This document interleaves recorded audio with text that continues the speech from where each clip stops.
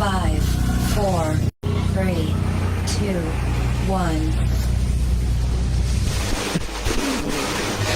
We interrupt our program to bring you this important message. A confirmed attack is taking place against the United States.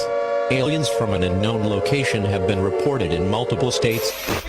We are controlling transmission. There's another world that awaits, far beyond what we can see and feel. A place that's anything but ordinary. What you believe might not be.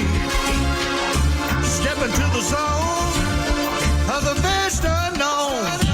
UFOs, aliens, ghosts, Bigfoot, conspiracies and cover-ups. Into the parabnormal we go with Jeremy Scott. Visiting Oregon, you'll find no shortage of locations with paranormal activity, from hotels to theaters and those places off the beaten path. And of course, right here live in Seaside at the Oregon Ghost Conference, I am Jeremy Scott. Welcome back, friends, for year 2024. This is the 12th annual Oregon Ghost Conference. I'm Jeremy Scott. This is the show Into the Parabnormal. We're somewhere between the paranormal and the abnormal, and we talk about these subjects 365 days a year.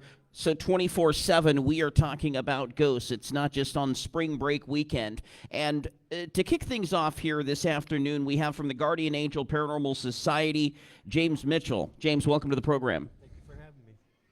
It would be helpful if I turned up your mic, right? Yeah. A Guardian Angel Paranormal Society is a paranormal investigative team based in Milwaukee, Oregon, specializing in ghosts and spirits with members from different backgrounds, including psychics and EVP specialists. Their mission is to assist those who believe that they have something paranormal or unexplained that's going on in either their home or business. Now, James, you became interested in the paranormal after you and your family experienced some unexplained, or dare we call it, paranormal activity in your family home, correct? That's correct, back in 2005. So where was this and what happened? It was in Milwaukee. It started when my wife was doing a weight loss journey video, and she was doing a playback on it, and she basically heard her name come back across this video, and it sounded pretty negative. The first thing I said was, well, where was the laptop? Was it, because she does things like this laying down and stuff, so she had it on her stomach. I'm like, well, stomach growling, trying to debunk, things like that. We couldn't figure it out for the life of me, and then we basically had 2 paranormal groups come in and go through the house. What was negative about this? It was just the tone, the way it called her name, and it's just the way she felt. It was like a demonic kind of a sense. So how did this thing get into your home?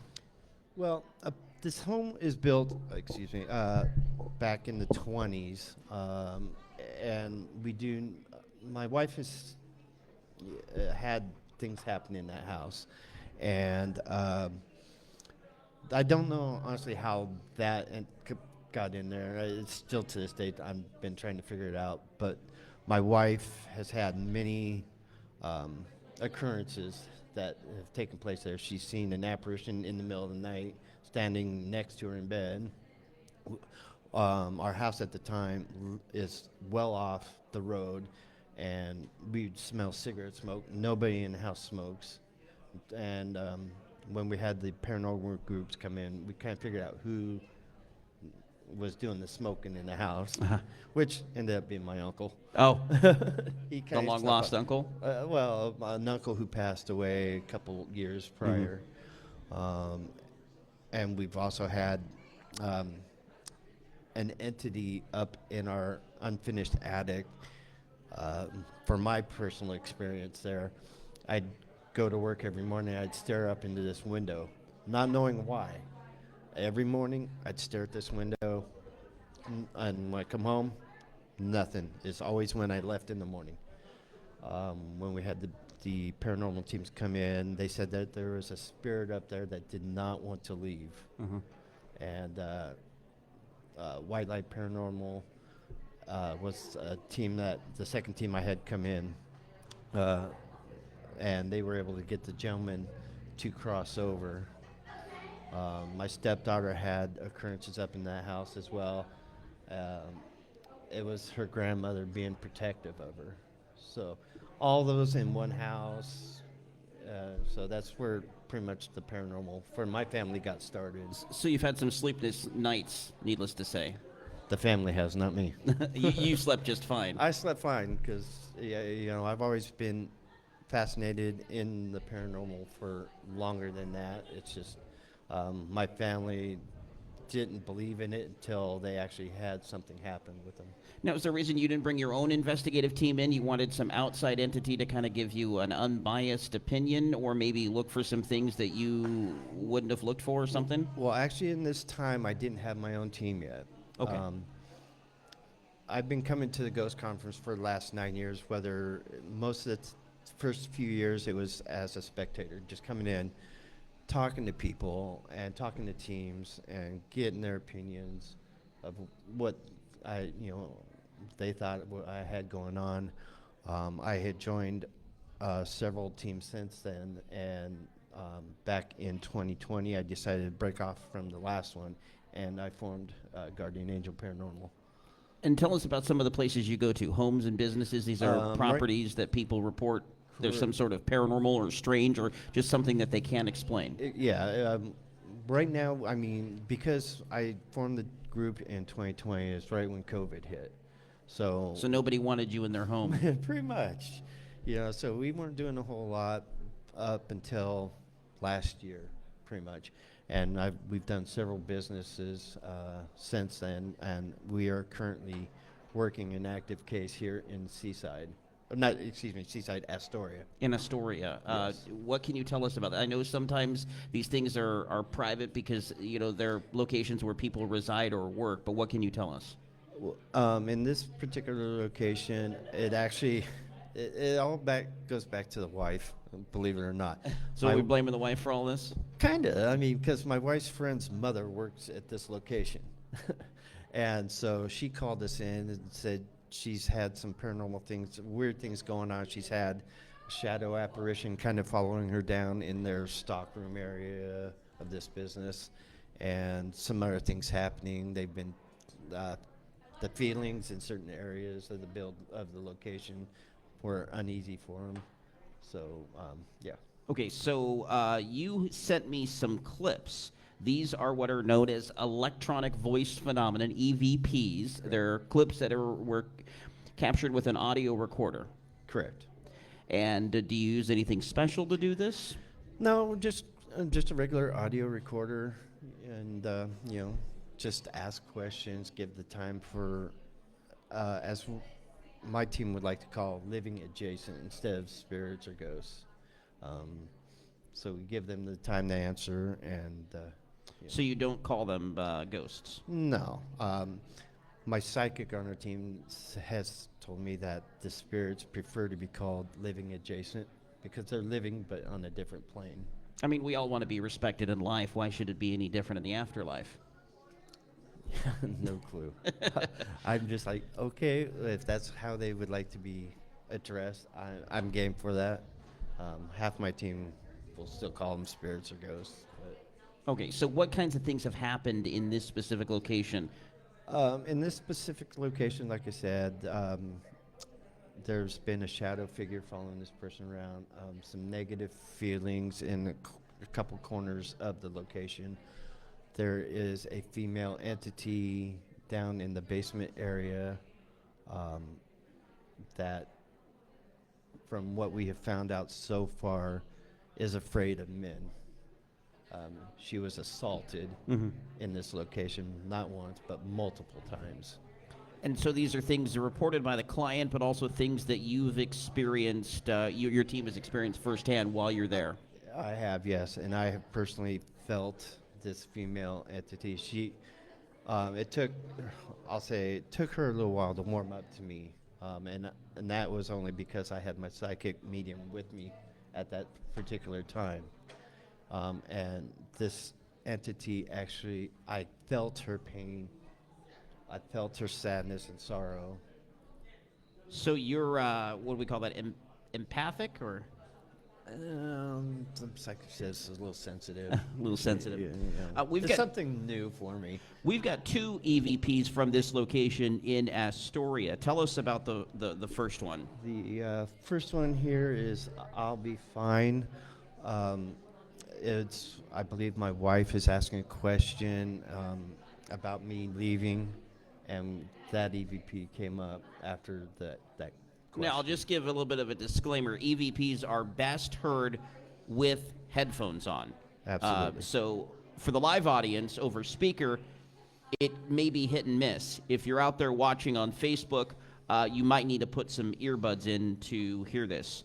We'll play it the first time here, and then we'll play it again. Are you upset that James left? Okay, we heard the speech at the beginning here, audibly here. A little tough to tell what's said after that, so thank you for that, James. But if you listen real closely, it should say, "I'll be fine." Let a lot of people down. What's the context of that? Letting a lot of people down, and it says, "I'll be fine"? Yeah, I think that's how she was. So the ghost is having some sort of conversation back, says, "No, I'll be fine. Don't worry about me." Exactly, yeah. Okay, the second one that we have from this location. This one, yes. Does this one do something special for you? This one here, I want to say, pertains to the female entity that was assaulted. Okay, so let's get that one queued up here. And I think we have that. It'll take me just a second because it's being a little difficult. Are you upset that James left? Okay, let's play that one more time. Again, it's going to be tough to hear that live here, but I trust it's coming through okay at home. Are you upset that James left? No, that was I'll be fine again, wasn't that? I'll be fine. Okay, hang on. Let me try to do this one more time. That was the wrong one. Doing this live and on the fly. Okay. This one is obviously reacting, it sounds like, to you not wanting you to be there, right? The I'll Be Fine? Yeah. Yeah, it's because I had the one that says no. The one that says no. Please no. I kind of was taking that as at that particular time she was being assaulted. The no, please no. She was kind of like begging not to be assaulted. Okay. Let's get this queued up here. 1 second here.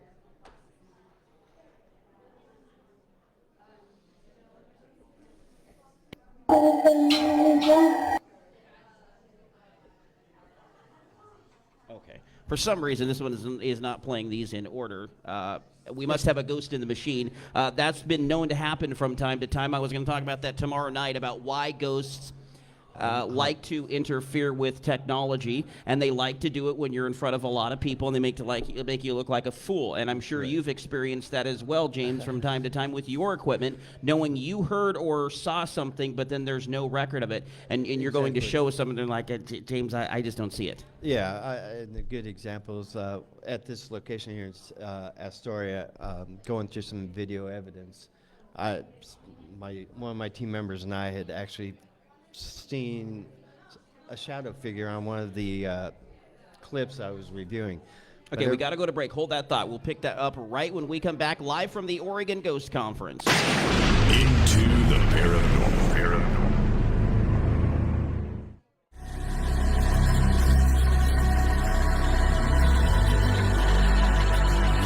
James Vigil from Guardian Angel Paranormal Society, live from the Oregon Ghost Conference here in beautiful Seaside, Oregon.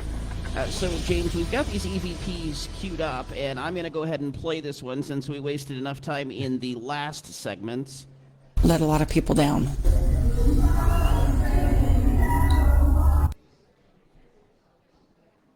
And we'll play that one once more. Let a lot of people down.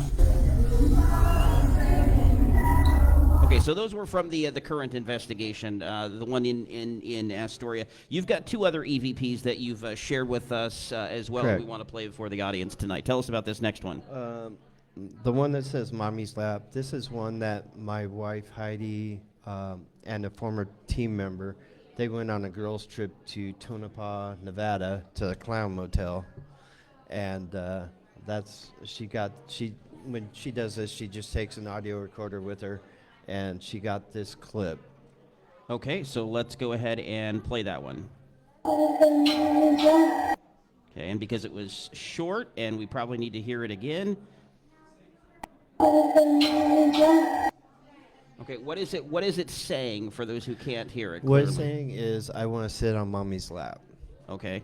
Is there a story that goes along with the property as far as a child maybe who right next died there? Well, right next door is a cemetery.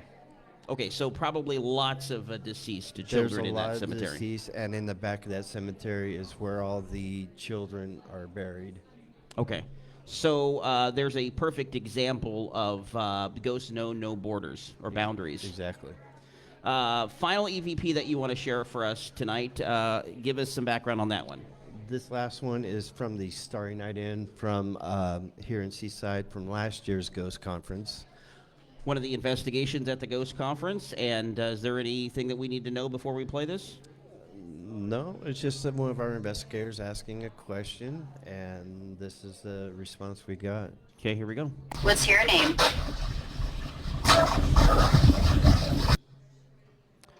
It's saying, what's your name? What's your name? And there is a response, and it says what? It says Matt Turner. And who is Matt Turner? We don't know. Yet. Yeah. So you've got to pull out the history books, so to speak, to really look into this. And to go with that, too, one of my team members, her aunt is the co-owner of Starry Night Inn. Okay. So that's another one we're going to be looking into further. Yeah. What is your goal when you go into an investigation? Well, we like to say that every place has a story, and we just want the paranormal to tell us that story. Mm-hmm. So we want to go in, try to help families or businesses with what they have going on, and hopefully rectify or give them a solution to their problems that they got And going. part of that is not being judgmental. Absolutely not. No, we don't. We go into location. We're not judgmental, and we do not. And I'm gonna stress this: we do not provoke. I don't believe in provoking anything going into any investigations, because provoking could be something negative. So the judging thing, not judging the client, but also not judging the ghost for how they ended up in that position, right? Exactly. James, it's a pleasure to have you here. Guardian Angel Paranormal Society. It's GAPsociety.com. Thank you for joining us here at the Ghost Conference. Yeah. And just for those here, if you couldn't hear those EVPs, if you stop by our booth, those EVPs we have for everyone to listen to. Right, and of course, if you listen on the podcast, we suggest that you do with headphones. You'll probably hear them a lot better. More to come live from Seaside. I'm Jeremy Scott, into the Parabnormal.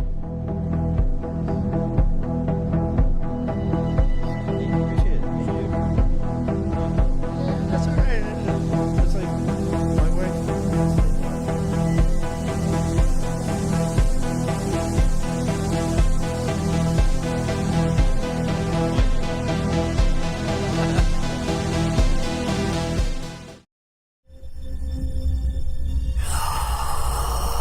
It looks like a shadow person walking down there, and we know we were the only ones in the cemetery at the time. Noises, knocks, things that fly across rooms. If someone feels cursed or the family feels cursed by these energies or entities, that it absolutely can affect the whole family.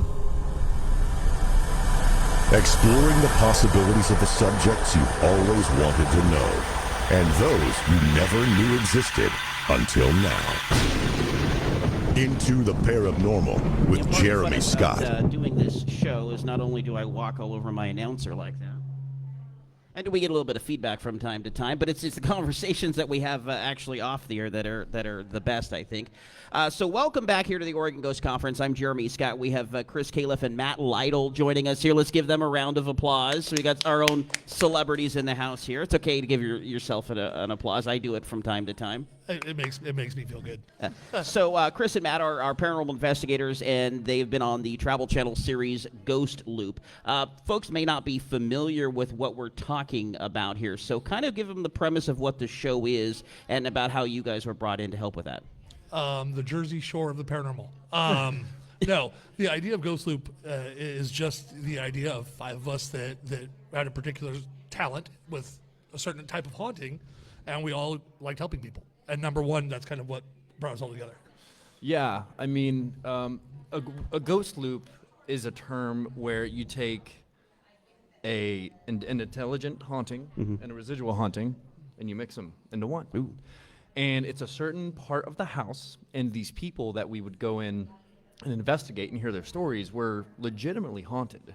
I mean, everybody cried. I would say, it was very serious cases. Yeah, I mean, we got to deal with some of the weirdest things, I think. Yeah. And it's, when you look at like a residual haunting, for example, it's that whole, the broken record effect.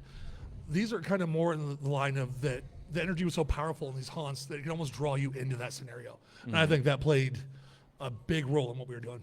And to compare it to a record, almost your job in this case is to stop the record from spinning. That's exactly it, yeah. Break the loop is the term that we trademarked. No, we didn't. But break the cycle of the ghost loop was in our intro.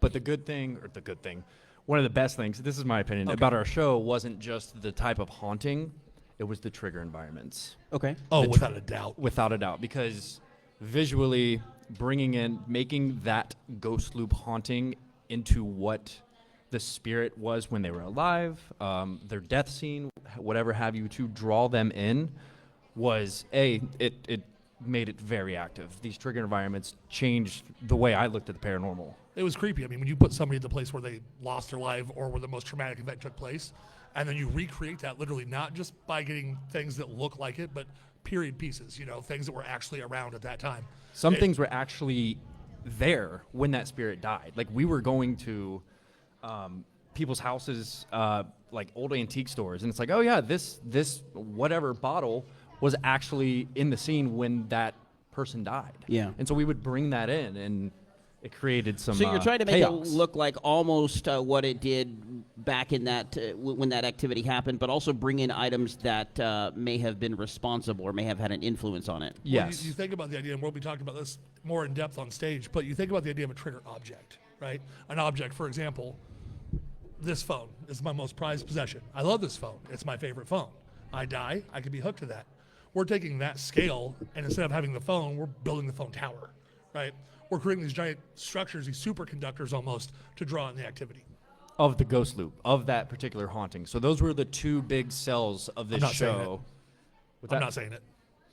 Saying what? Oh, do we have a little bit of disagreement? The whole breaking of that's so breaking the cycle of the ghost loop? Yeah, that's gross. We didn't come up with it, but we had to say it, and we said it well. So that's all that matters to us, right? Right. So. Because this is a cycle. It's almost endless, and it's repetitive, and it's terrifying or torturous to the person who's having to endure this. Yeah, and I think the big reason why is because these hauntings, like he said, they're not residual. It's not just a broken record of just random things. Yeah, it's intelligent. It knows that it's in some sort of loop, and it's terrifying these homeowners. Mm-hmm. And by focusing on this type of haunting, your goal is to not only help the living, but also the dead. Correct. Yeah. You want to talk more on that? Yeah, I mean, we're one of the few groups, I think, in the last couple of years that was actually doing our best attempting to cross over spirits. I mean, that wasn't technically I'll have Matt talk more in depth on that because he was more involved in that. But for us, it was so much more than not just helping the people and say what's happening here or what's going on. It was more of, okay, also whoever's here, we're not going to judge you for your discretions. We're not going to sit here and condemn you for what you've done. This is the chance that we have to cross you over now, and that we're going to take that chance. Yeah. So what do you have to say about that?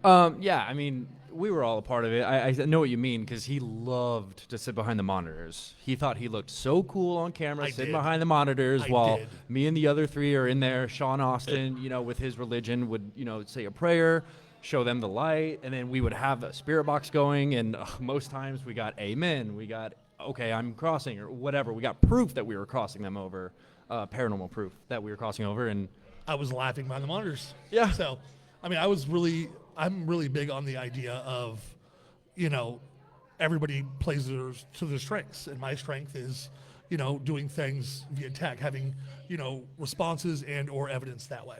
And they were very spiritual in the fact that they could feel, talk to, empathize. I mean, Matt, to this day, we still call him a clairsentient. Yeah. I mean, and honestly, because of that show, I really broke in from being, sensitive, empath, which, a lot of people are, to, oh, no, there's another level of this. I'm not a psychic medium. I can't see ghosts. They don't, come to me at night and whisper in my ear. And at least not yet. They might after this weekend. Honestly? It ain't ghosts we're worried about doing that. We ain't worried about ghosts. But it took me to that next level of clairsentience where I was getting these psychic messages through emotions. So, and I know you still to this day make fun of me, but I can't help it. There was just one episode. It was episode 6. We were in Maryland, and we weren't even in the trigger environment trying to cross a spirit over. And it was him and I in the backyard. And there was a little boy there that was kept in the basement, right? Didn't they keep him in the basement? He was a little slave that helped this family build this whole property, and obviously didn't get paid, was basically kidnapped. And I felt his energy, and I cried. And it wasn't feeling just the energy. It was like I just felt what he felt when he was alive and just automatically cried. And I was like, I don't know why I'm crying. I have no idea why I'm crying. I'm not a crier. You find out after the scene that he drank way too much Red Bull that day. That's Celsius, but yeah. Seriously. No, that's when I knew Matt this is something different. Yeah, Matt's kind of thrown me off with that a couple times when we were on TV, but also when we were places like Selma, Alabama. And we were crossing the bridge that started the walks from Selma to Montgomery. Still wear the bracelet to this day. And we walked across this bridge where a bunch of folks were marching, and then the cops came and bad things ensued. Matt on that bridge, I think, was one of the most beautiful things. We're walking the bridge, and you got it? Chills. We're walking the bridge, and we're kind of behind everybody else, and Matt places his hand on, can you hear me? You can hear me, right? Yeah. puts his hand on the bridge, and again, being Matt, starts crying. And the reason he's telling you that story is because no cameras were rolling. It was me, him, and our other 3 investigators, and our Jesse, the producer. That's it. We were just walking, trying to find something to eat, and then, man, it was intense. So, yeah, that happened because of Ghost Loop. We've heard lots of stories of ghosts playing on our emotions, but we have to believe that these entities have emotions themselves. 100%. And then that leads into, I feel what they are feeling. And that's what a clairsentient is. It's back to that empathy thing we were talking about earlier. Yeah, it's really changed the way I've investigated just as an individual too, and the way him and I investigate together. We don't just go in and scream and throw things anymore. Like it's changed. It falls back down to the fact that when we go investigate now, it used to be whatever we can do to get evidence, right? We wanted to find that proof, that definitive evidence. Now it's about what can we do to help here? How can we help whatever's stuck here not be stuck here? Why are you stuck here? So forth, so on. So it makes it really, really emotional, especially for Matt, because he's tapping into these feelings. Very much so, because it helps. Don't get me wrong, I've had my same things that have happened. It's crazy when it happens to him. Yeah, I've had that happen. I mean, specifically, we'll probably talk about it a little bit, but Utah, I had a really, really horrible experience. But yeah, so Matt has become what I say my favorite ghost hunting tool, because he's a tool and he's my favorite ghost hunter. Anyway, I accept that. Yeah. I was just gonna say, I tell everybody, when it comes to going to a place, I can just look at Matt and say, "Hey, what you feel?" Last night we were at the lodge. Mm-hmm. We walk in, and this is exactly what Matt does. For those who can't see, Matt just looks up. And I'm like, "What are you feeling, buddy?" He's like, "Something's here." Something's up. You were saying earlier you don't have any of these abilities. It sounds like you do. Oh no, I know I do. It's the clairsentient. What I'm saying is, like you said, yet I don't quite.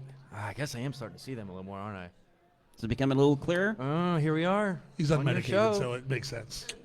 What did you just say? Nothing. Don't repeat. Yeah, I have that impact sometimes on individuals. But this, would you say that what you are doing here is really a public service on top of anything else? Hands down.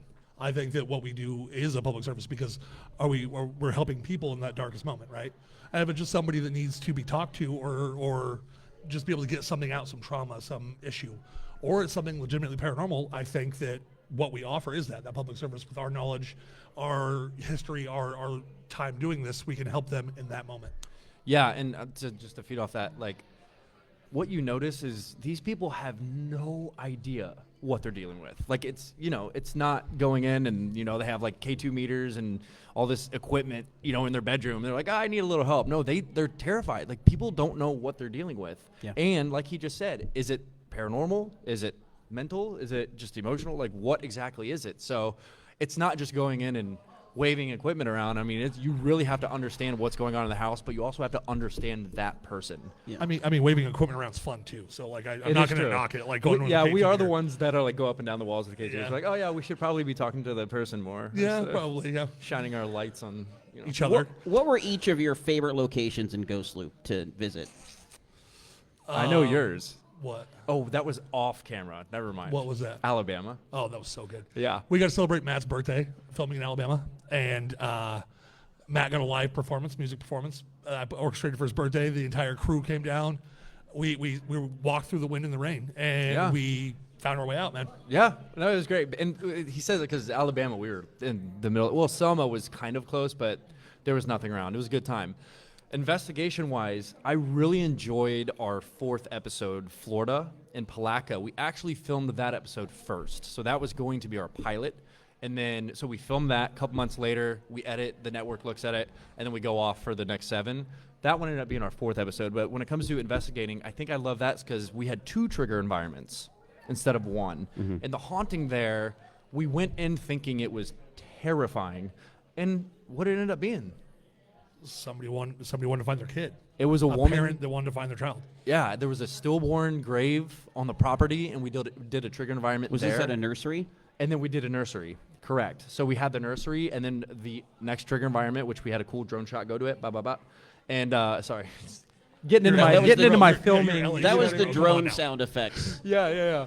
But it was cool, and he crawled in the grave. I mean, we dug graves, you know. I mean, I had the best nap in that grave. I'm not gonna lie. I had the absolute best nap, like in that grave. Yeah, I think it was my favorite though, is because it showed that these trigger environments were super legit. I think if I had to pick a favorite from what we did, the B&B, hands down. We were in episode 5. Yeah. What was it? What Prairie du Roche, Illinois. Okay. It was the big.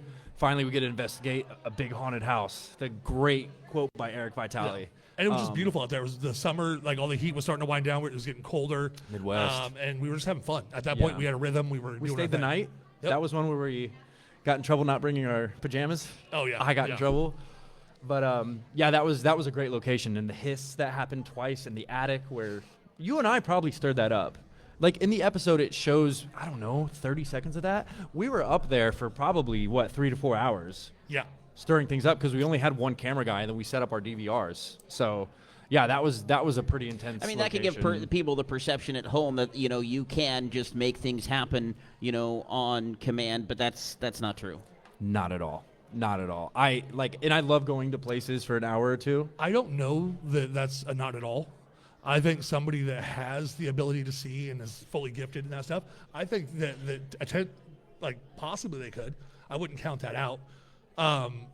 And what we do and how we do it, no. We don't get to dictate when the stuff happens or how it happens. We get to deal with the aftermath of that. It could take days. Yep. That's kind of what I'm saying. I feel like sitting in a haunted place, that's why some of those shows that they're there for multiple days, I think is so interesting because what they get compared to some shows that are in there, not us, but some shows that are in there for 2 hours a night and are just like, okay, throw something against the wall, bye, we got it. It's just, I don't know.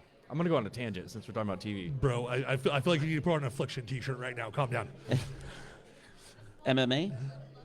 No, Mini Zach over here. Okay. We don't bring that guy's name up anywhere. He's got his personality, though. So. Well, what? No. I wasn't paying attention. What?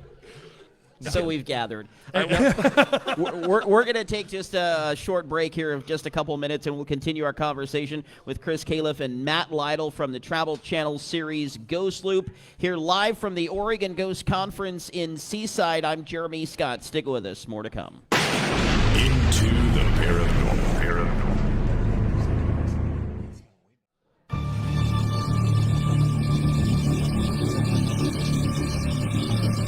Thank you guys for hanging out. Thank you guys.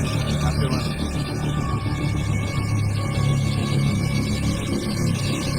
Oregon Ghost Conference. I'm Jeremy Scott here from Seaside, Chris Califf, and Matt Lytle joining us from Ghost Loop. All right, what happened to you, Chris, in Utah? How did I know this was going to get brought up? Because I took notes. Yeah. So, man, this is going to get heavy. I'm a suicide survivor. In 2017, I attempted at my own life. Failed, obviously, and I'm still here. My date is tattooed on my hand. We got to Utah, and there's this kind of negative, really malevolent thing happening. And the young man there, his name was Ty. Him and I were talking off of the cameras, and he told me that on the 8th of October, he had done the same thing. Not the same way, but he had attempted his own life. So me and this young man shared the same date 1 year apart. I was 10/8/17. He was 10/8/18. And it really emotionally drew me into that. It brought me into a place, and whatever was there played on those heartstrings, played on those feelings, and played on those insecurities, and got me to a point where I couldn't even do my job. Are you in a much better place now? Yes. No, for real I am. I've got a great set of people around me. I've got great family, great friends. I still talk to Ty to this day. He's doing good. He's fighting, doing everything he can. So it was a fight. It was a struggle. But the big thing I wanted to do with that episode in particular was shed some light on mental health. I don't think that in ghost hunting, all the time we spend in the dark, that we're taking care of those things. You know what I mean? It's always darkness and skulls and Halloween every day, and that sometimes that wears on you. Yeah. And that can mess with your mental health. So it was really big for me to bring up suicide prevention and mental health awareness.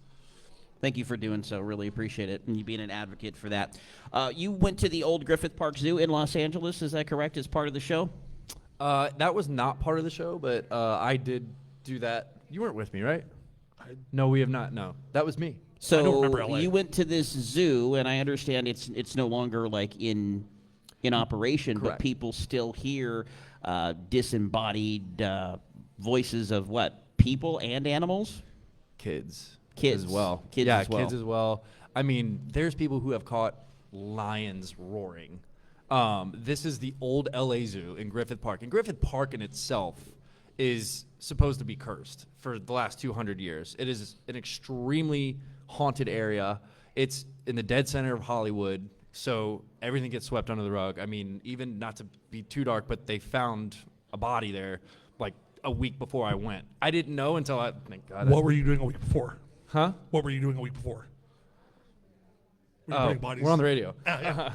But yes, it's a very dark, mysterious, morbid place. I went with my good friend Tami Chavez from Holly Weird Paranormal, local investigator, and I mean, it was creepy. And now they've gated off a lot of those cages that you were able to get into and investigate because graffiti and danger and possibly worse. But yeah, very, very popular place for urban explorers or investigators. I actually did a photo shoot there last month.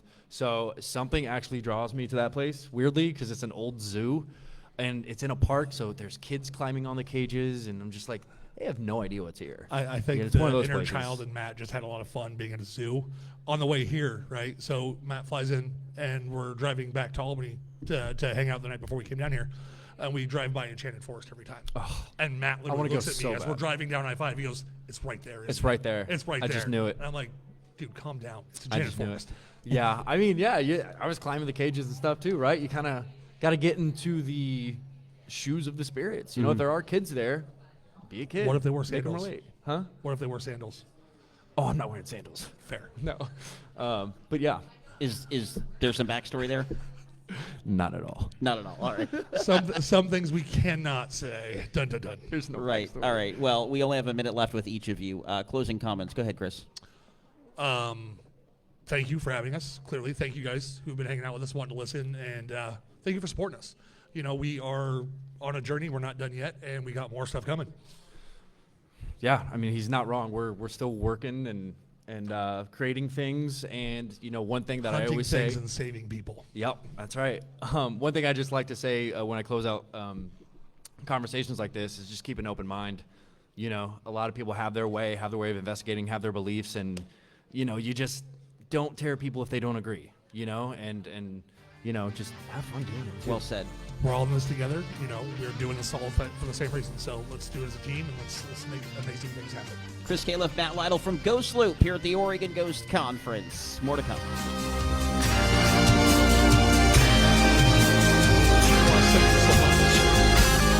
Don't venture too far. You might not make it back into the paranormal.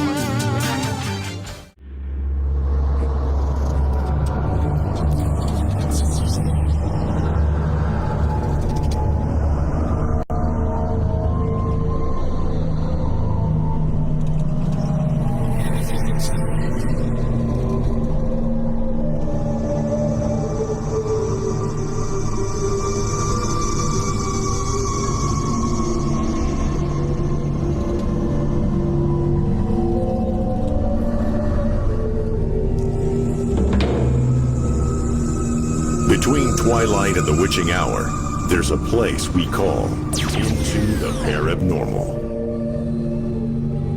I'm Jeremy Scott from the Oregon Ghost Conference here in Seaside. So good to have Loyd Auerbach back on the program. He's the paranormal professor. He's been a performing mentalist, but author of several books in the paranormal genre, including Mind Over Matter, Psychic Dreaming, and ESP Hauntings and Poltergeist. And he's got the shirt of the day right here, Loyd. Welcome to the program. Good to have you here. Thank you very much. Thanks.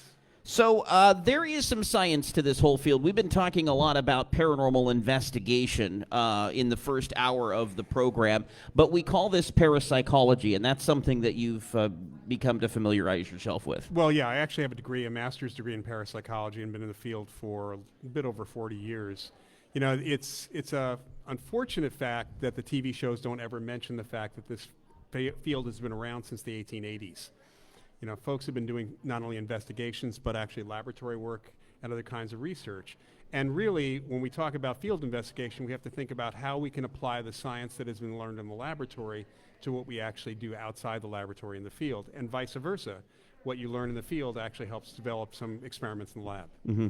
So it is also known as psychical research. Psychical research was the original name, and actually in Great Britain they sometimes refer to the field the same way. It's kind of interchangeable. And it is the study of alleged psychic phenomena?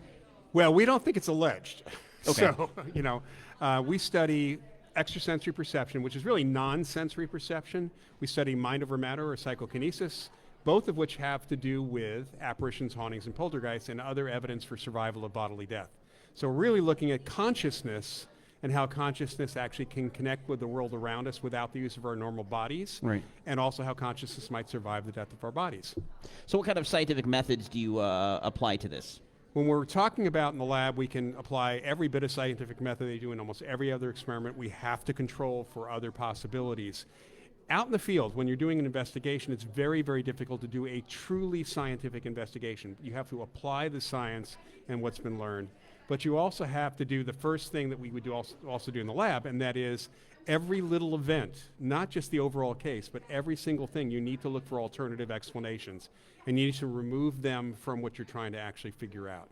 And you have to have a controlled environment as well. Well, you can't really have a controlled environment outside the laboratory. Even if you're in a place you're all alone, you're not in control of that environment. You don't have control the building, you can't control the sound, you can't control the lighting, of course, and the immediate sound, but you really cannot control the conditions. So all the things that you would want to have happen in a truly controlled experiment can't happen outside. So unless you were bringing a ghost that you put into some box from the field and brought it into the lab, your best bet is to do it in the field. Well, that's right, because we have yet to figure out how to entice a ghost into a lab and keep them there and keep them on a schedule. Right. There's nothing to motivate them. I don't know. Do they need a schedule? Do they tell time? I don't think they really know when time is, you know, in that sense. And we've tried to figure out how to bring somebody in. We have some friendly ghosts. And the closest is Gary Schwartz, actually, at his laboratory at the University of Arizona, when he was doing some work with mediums. There was a woman who was a writer, really well-known writer in the paranormal. Her name was Susie Smith. She wrote hundreds of books, a lot of books in the paranormal in the 60s, 70s, and 80s. And she passed away after getting to know Gary very well. And students and other people who came into the lab, they didn't have a receptionist. But apparently there was a receptionist there to direct them back to the back part of the lab. And the descriptions all match Susie Smith. So that's the closest. And Susie has also now, on occasion, when asked, has kind of jumped up into some of the experiments that have been done with mediums by the Windbridge Research Center. So she has been kind of like their whole card sometimes. So does equipment differ from what you're trying to do, a parapsychological investigation versus a ghost hunting, and the gadgets that a paranormal investigative team might bring? Well, first, there are no devices that can definitively detect the paranormal. Okay. We don't know what we're trying to detect. You know, that's like trying to find an AM radio station on an FM radio. Not going to happen from my expertise. Right. It's not going to happen, and if you don't know anything about AM radio and what frequency you're even trying to find, you couldn't possibly build something to try to find it. So we have nothing that we know. What we look for, and many of the devices are the same as what ghost hunters use, we're trying to determine what's going on in the environment when somebody has an experience seeing a ghost, talking to a ghost, whatever, and when somebody doesn't. And can we determine if there's a pattern connecting to the apparition's appearance or the haunting, the residual haunting, which actually has more of a pattern than anything else does, or in the case of poltergeist cases, which we refer to as living agent, no ghosts whatsoever in poltergeist cases. The equipment's kind of useless, actually, in those situations. Yeah, because do we even know what frequency ghosts are on? We don't know what consciousness is. You know, I'm asked quite a bit by skeptics, you know, what is your proof for ghosts? Well, when they can prove, those people asking me can prove the existence of consciousness and define it in a way that everybody in science agrees, because right now, even within the same sciences, people have no agreement. We can't prove consciousness is in our heads, let alone outside our heads. Right. I mean, it's fascinating because it is not understood. I mean, people may claim that they understand it, but there's you know, there's the materialist perspective, or the physicalist perspective, which is it's just the brain, and of course, from that perspective, there are no ghosts. There's nothing after death, none of that. But the reality is that there's so much evidence that supports that consciousness can reach beyond the brain case, that consciousness can be outside the body, that consciousness can survive the death of the body, which is what we call a ghost or an apparition. We have all this evidence that's there, but if you look at it from a materialist perspective, they can't even conceive of how that could work. If you look at it from alternative views, there are a bunch of different ways we can look at it, but we're still not sure what consciousness actually is. What is it that survives? Yeah. So how do you actually put this really to the test? Well, for one thing, we're looking at different types of evidence for life after death, for survival. For apparitions, for ghosts, which are different than, of course, the residual hauntings, which those can probably be put to a more physicalist test than anything else, and there are some experiments that we've talked about trying to do in that respect. With apparitions, it's really tough. We have to deal with communication. We have to deal with patterns of human experience. In some respects, the existence of apparitions is totally dependent on us. You don't have a witness, you don't have a ghost is present. So it's all about human beings defining what ghosts are and when they're present, whether they're just the witnesses or psychics, mediums, or whoever else. We have to look for an agreement of information. We have to look for quality of information. And then if there is anything going on in the environment, we might be able to match that. But what people in my field have seen is that there's no consistency or pattern with apparitions. There is with hauntings, but there's not with apparitions. Well, meaning they come and go as they please? Come, go as they please. I mean, you know, if somebody wanted to take a picture right now of me, I could duck behind the table. So an apparition can certainly leave the room, leave the house, stay out of the way of the ghost hunters altogether if they want, because they're conscious, they're aware of what they're doing. It's a lot tougher to try to match that, and we're not sure that there's any direct impact on the environment with every apparition. You know, I hear people saying that they're electromagnetic. They're not. We know that. There are so many reasons why we know that in the research that's been done since the 1880s, but that doesn't mean they can't affect the electromagnetic environment. That's a different thing altogether. And perhaps another possibility is that the ghosts just appear invisible to all forms of technology. That is true, because we don't have, again, any way of actually figuring out if they're present or what to look for. Plus the fact that what's interesting is that you can have 10 people in a room, there's an apparition there, 2 people are seeing the apparition, somebody else is hearing the apparition's voice, another person is smelling the apparition's cologne or body odor, and someone else is getting a sense of presence, but then there's 5 people that have no experience whatsoever. Is that all because they have different abilities? Yes, it's because how we receive the information, how we perceive the apparition, it's not optical, it's not using our normal senses, it is extrasensory, it's non-sensory. And perhaps if we give the spirits or the ghosts some power, maybe they're able to direct things in certain directions. It's communication. Really, it's about communication and being open to what we think we're perceiving. Yeah. So we talked about the hauntings and the apparitions. You mentioned poltergeists, and what you said earlier is that these are not ghosts. Not ghosts. You know, we have to think about words changing meaning. The word computer, before IBM in the 1950s, a computer was a human being who computed things. There were a series of groups of computers who worked during World War II on the various codes, code breaking. They were called computers. So we changed what words actually mean. Lightning doesn't mean the same as it meant 500 years ago, for example. We have an understanding of those things. So poltergeist is a term that came up, and in the literature, some folks in Germany found it as far back as the 16th century. So it goes back quite a ways, when they didn't know anything about anything in terms of physical forces or anything else. So it was referring to physical-based cases that stuff moved, sounds would be made, but those were purely physical, not psychic things. Someone or something was moving. The only thing they could think of was either ghosts or demons or something else. They had no other idea. Over time, it's been really clear that when we have what we call a poltergeist case, which is just physical activity, there is a living person there that is the center of it. Sometimes it requires certain people kind of triggering it. Sometimes we found in about 30% of the cases there's neurological issues for that individual. And sometimes they can learn to consciously move things, but it's all psychokinesis of the living. What's really interesting is taking mediums and other folks in some of our cases into these cases with poltergeists and them saying, while things are moving, there's no spirits here. So if you remove someone from the equation, the activity itself may go away. It does go away, yeah. And actually, we can get the activity to stop by working with that living person. This is something that, one of the things in science you try to do is you come up with a question or hypothesis, and you test it and see if the hypothesis plays out. And we have hypothesis tested by getting poltergeist activity to stop. We've hypothesis tested this for a long time.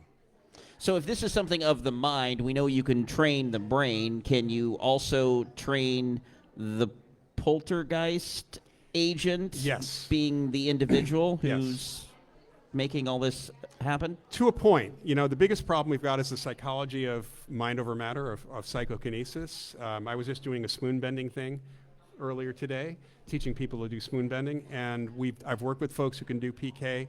The problem is if the person who's doing it consciously falls into the rat hole of our psychology in the West and our beliefs, if you saw something flying across the room, all right, not in the context of a haunted house, like right now, if something off a table flies across the room and just levitates in the air, people are not going to believe it. They're going to think it's a trick. They're just going to simply write it off or not even see it at all, because some people who have this disbelief don't see things that are there, all right? That's called witness inhibition. So you see something in a poltergeist case happening, you just ignore it. The other is called ownership resistance. One of the first things that happens, if we can get the poltergeist agent to accept that they're doing it, because most people aren't aware they're doing it, most of the activity stops almost immediately. So there's certain things that they're doing that is causing this, and so it comes down to behavior, lifestyle. It's stress. It's usually stress and frustrations that happens. The stereotype is a teenage girl, thanks to Stephen King and the TV and the movie Carrie and the book Carrie. But really, it's about 51 to 52% female and 40 some odd percent male. Just what the population is. I've had poltergeist agents as old as 80 years old, and so it's really not just about teenagers. There's a lot of other stresses people run into. It can be family issues because too. There was some talk that it's adolescents in the home who are the cause of that. So we'll get your thought about that when we come back. Loyd Auerbach, our guest. You can find him on Facebook at Loyd Auerbach Author. And we'll have more live from the Oregon Ghost Conference with him right after this. Into the paranormal.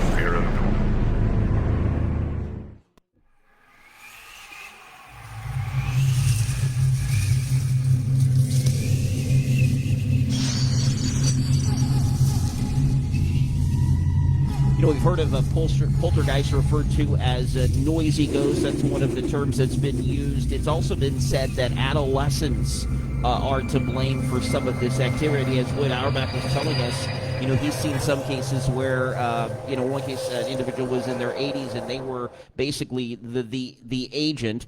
You were mentioning to me during the radio break that you were able to train someone in one case and actually make this activity stop. Tell us about that one. Yeah, so we could actually make this activity stop in a lot of ways. We had a bartender in the Bay Area, so she was in her early 30s, who was causing a lot of physical activity at the bar when she was working. Turned out that her stress point was her manager more than anything else, and some of the customers. So in the process, she was taken into the lab by my colleague, Julian Isaacs. She did some work in the laboratory on psychokinesis, learned from us how to kind of control it, and was able to affect devices in the laboratory consciously. She could also occasionally make things move outside the lab. So it ended up stopping. She was playing with it more and more. We were hoping she was going to learn how to do more and more on a regular basis. But she was at her bar one night when two of the customers started teasing her about this stuff going on, and the manager was standing to the side.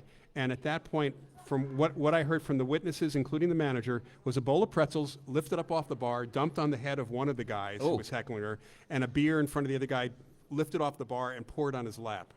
And the manager said to her, "You're going to be fired if this continues." And the phenomena stopped. That was it. Well, the spirit or the poltergeist wanted her to keep her job, apparently. Yeah, well, her unconscious certainly wanted to keep her job. Yeah. That as That's well. it, yeah. So explain ESP and psychokinesis and how they're different, but how they relate to everything we've talked about so far. Sure. So ESP, or extrasensory perception, really it's not a sixth sense. I mean, it is not a sense at all. It is our minds or consciousness directly picking up information from the world around us, from the future, from other minds, from other objects and things. In fact, in a haunting, somebody who perceives the haunting is picking up things through ESP. So hauntings totally depend on the living being the witnesses. Kind of like having a video running in the background, but there's nobody in the room. You don't know if it's running. So somebody has to watch it to know that it's there. If you're talking to an apparition, or an apparition is communicating, whether it's through a medium or anyone else, if somebody sees an apparition, that's an ESP function. That's something that both of you are using ESP. The ghost, how does a ghost see the world if they don't have physical eyes? They're using non-sensory perception. So psychokinesis is the idea that we can affect matter, energy with our minds directly. And we do that on our own bodies quite a bit. Even the placebo effect itself is a form of mind-body connection in that way. Sure. And then if you can move objects, if you can bend spoons, if you can affect computers, because that's a big thing that we see these days, that's all PK. And if a ghost moves something, it's still mind over matter because that ghost has a mind. I guess it does. So we are looking at anything that we learn in the lab helps us understand some of the phenomena in the field. So is there any evidence that we survive bodily death? There's a huge amount of evidence based on, again, here we can only look at a couple of different things. Number one is witness testimony and patterns that have emerged over 140 years. Right. Secondly is the information that people, plain old people, not just mediums, have gotten from those apparitions, and could they have known that information, and how does it come through? Mediumship, which is being studied in the laboratory as well as out in the field, does provide us with good evidence that there's some sort of communication. And the more recent studies have been looking at the brains of mediums while they're communicating with spirit, or they say they are. And the activity in the brains is very different if they're just having a conversation with somebody else, or even doing a psychic reading. So we know something's going on there. And then the last piece that we look at is kind of suggestive. It's near-death experiences and out-of-body experiences, which suggests some part of us can leave. Finally, we have reincarnation cases with little kids, 2, 3, 4, 5-year-old kids who remember previous lives, who can sometimes give us absolute information to track down. That's fantastic. Loyd Auerbach, we appreciate you here at Thank the you very Oregon much. Ghost Conference. Follow him on Facebook, Loyd Auerbach, author, and we'll have more live from the Oregon Ghost Conference right after this.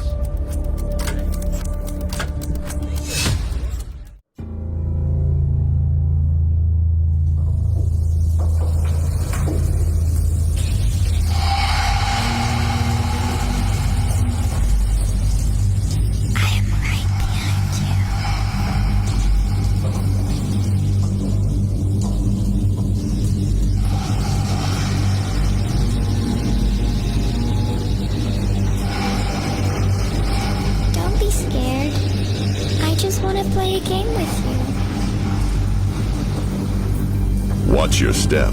Hide under your blankets. Whatever you do, prepare yourself, for what's coming through your speakers. Into the Parabnormal. All right, we'll have open mic coming up in the next segment. If anybody wants to share or interact with us, we like to do that from time to time. And we welcome back to the program. She was here on Halloween night, part of our 3-hour Dead Air broadcast. Breannan Matris, psychic medium, who specializes in ghost communication and house clearings. She's also the author of The Nature of Ghosts, Who They Are, What They Are, and Why They're Here. I want to ask you exactly that before we go. But something very weird happened on the air. It kind of brought an abrupt end to our abbreviated Halloween night broadcast. We were already running late because we're live and things just happen. And so we were a little bit short on time, and then something just goes crash burn, and the interview just stopped because it was about that time anyway. It's like somebody knew that that was where our exit ramp was. What happened? Well, I'm closing the show with you, and behind me a vase that I weighed later of about 2.5 pounds that had been sitting on my windowsill for about 5 years fell off and crashed right around midnight at the end of your show. I was your last guest on Halloween. And I couldn't figure out how anything could have caused that, even a ghost, because it's so heavy. What I ended up doing is figuring out that the door would slam and the vase was able to get close enough to the edge that a ghost could push it, because nothing else could have done it at that point. The house was still, it was completely still. So it was a heavy vase, and because it was on the edge, a ghost had an attitude, or he was being a prankster. I'm not sure. They were around me a lot because I clear them, and you can get very popular with ghosts when you're in that business. So, and I thought one was around that time. So that's what I believe happened. Did you have that feeling at the time that something was hanging around? Not in the moments that I was talking to you, but yes, in general, I thought, here we go again. I'm going to have to clear my house again. I did think so. Did the thing break? The vase was very thick, but it fell on a shell. It must have been very loud on your end. Actually, it wasn't. I mean, I know you were like, "Oh, sorry," and you know, like, here we've got some ambient noise, and I love having the ambience. It helps add to it. So I honestly didn't mind it one bit. But I think it was tampered down a little bit on the air. Usually because of the mics, they have some compression, so they tend to only pick up what is directly around them. That's why we tell everybody talk into the microphone, not away like this. So that's probably what happened. Is it was just picked up in the background. And so it wasn't actually that loud on the air, but was it loud? It was very loud. It was a heavy vase. It was glass. It fell about 4 feet. It hit a shell. The shell then crashed and shot across the table that I was at. So it was very dramatic, especially when it was a quiet night. So, interesting. Yeah. Interesting. So you believe that whatever was hanging around, you pushed this thing off the edge? It must have. Yeah. Because of primarily based on how much it weighed. How much it weighed and the timing of it, it just seemed like it was a prankster. Interesting. So we can get more into what we discussed on that show, but you lived in a haunted house as a child, right? I did, yeah. What was that like? Well, there was a lot of activity that I didn't understand. I didn't understand that it was ghostly until I was in my late teens. Mm-hmm. So I lived with it for 12 years just going, I don't know, this is weird. And it's actually good news because I then grew up not being afraid. And so when I became an adult, I wasn't afraid of ghosts. Mm-hmm. So I got into the business. If I had been taught as a child to be afraid, it would have been a different story. I might not be here. So I think it was a blessing that I didn't understand what was going on ultimately. Because you had other experiences after? Yes. Oh, yes. Yeah, I'm a psychic medium. So what happened in my childhood home is I would be touched. She would whisper in my ear. She would knock things off my shelf and my walls. She would give me a creepy feeling, and then she did show herself to me. Mm-hmm. And even then, because I didn't have that frame of reference, I grew up in the 60s and 70s, I didn't think it was a ghost. I just thought that, well, that was weird. And then I saw others, and then I finally figured it out, that this whole thing about ghosts and spirits was actually real. So seeing them, but also hearing them? Hearing them, sensing them. I knew I was being watched quite a bit in the home. And these things also moved around? Yeah, sure. Yeah. And did things like... knock things off my shelves. Like breaking things? Yes, yes. They would knock things off shelves that would then break on the floor. So the question is, how do the dead actually become ghosts? So we understand that when we die, that's the end of our physical life here on this earth. That's when our loved ones grieve our loss. But something happens to our soul or to our consciousness after that. Yes. What is that? Yes. The difference between what it is the difference between people who complete the death transition, because it's a transition, and people who don't complete it. And the people who don't complete it stay earthbound based on their emotions or the reaction to what they're going through, to the death experience itself. And it falls into basically 3 categories. They're either afraid to move forward, they may know they've died, and they're like, whoops, I didn't lead a good life. Whoops, I didn't go to confession. Whoops, this is maybe not a good idea for me to move forward. So they're fearful for that reason, or they're fearful just based on the unknown. The other is confusion. They find themselves in a situation that they absolutely don't understand, because in their mind it's impossible. And so they believe they're in a coma or a dream or in a drug state, and they stick around because they don't know what else to do. And the third is they feel passion. There's something, they may or may not know they've died, but there's something they think that they want to complete here, and they mistakenly believe they can do it from where they are, and they can't. So it's the emotions that cause them to stay back. Perhaps they're coming back to make amends for one of those things that they felt guilty about. Possibly. That would be one of the passions. Yeah, absolutely. Could be anything. So as far as the sticking around, why do they haunt people and places? Why do some ghosts move on? Why do others not? Ghosts well, you're a ghost if you're stuck here. You're only a ghost if you're stuck here. Otherwise, you're just transitioning. What happens is after about 3 days, they become unable to see the segue into what's next. The consciousness becomes so focused on the physical world. It's like being in a cave for a few weeks and in the darkness, and your eyes attuned to the darkness, and then you go out in the light and you can't see. It's similar to that, but it's the ghost's consciousness, because they don't have eyes, like you said earlier. It's their consciousness. They're no longer able to perceive their way forward, so they're stuck. And this is one of the reasons why I do clearings, is because it's very difficult for them to get from A to B into what's next, unless they have assistance from us. Right. So do they have limits? To what they can and can't do? Yeah, they have limits to getting out of this situation. They have to learn how to get out of the situation. They have limits as to how powerful they are, and people don't necessarily understand that. It's very difficult for them to actually cause us a lot of harm because they don't know how. And it would take a buildup of a skill set to do something like break our bones, really injure us, big bruises, that kind of thing. And it would take, it's equivalent to us learning to levitate. Maybe we can. Maybe there's people out there that do it, but I don't know any. So then why are they doing this? Are they trying to get our attention? Yeah, they could be trying to get our attention, or just inadvertently going through their day and not recognizing that it's their energy that's crossing over, and they don't do it on purpose. Or they're passing through a space that they've become familiar with, and we just happen to now occupy it. Oh, yeah. Oh, we occupy their spaces quite a bit. So how do you convince something like this it's okay to move on? Well, you have to wake them up to the idea of their circumstance. Okay. So you have to let them know there is something to see. There is something to perceive. And what you're doing is sort of lifting up the shade of their consciousness so that they could say, oh, I see what you mean. There's the rest of the segue. There's the beings that are there to help me out. I get it now. But it's like a waking up of the consciousness, just like us waking up in the morning and going, oh, okay, this is my reality. I'm here in my bed. Okay, I get it. But it's different there. They can be awake, and you can wake them up further to their circumstance.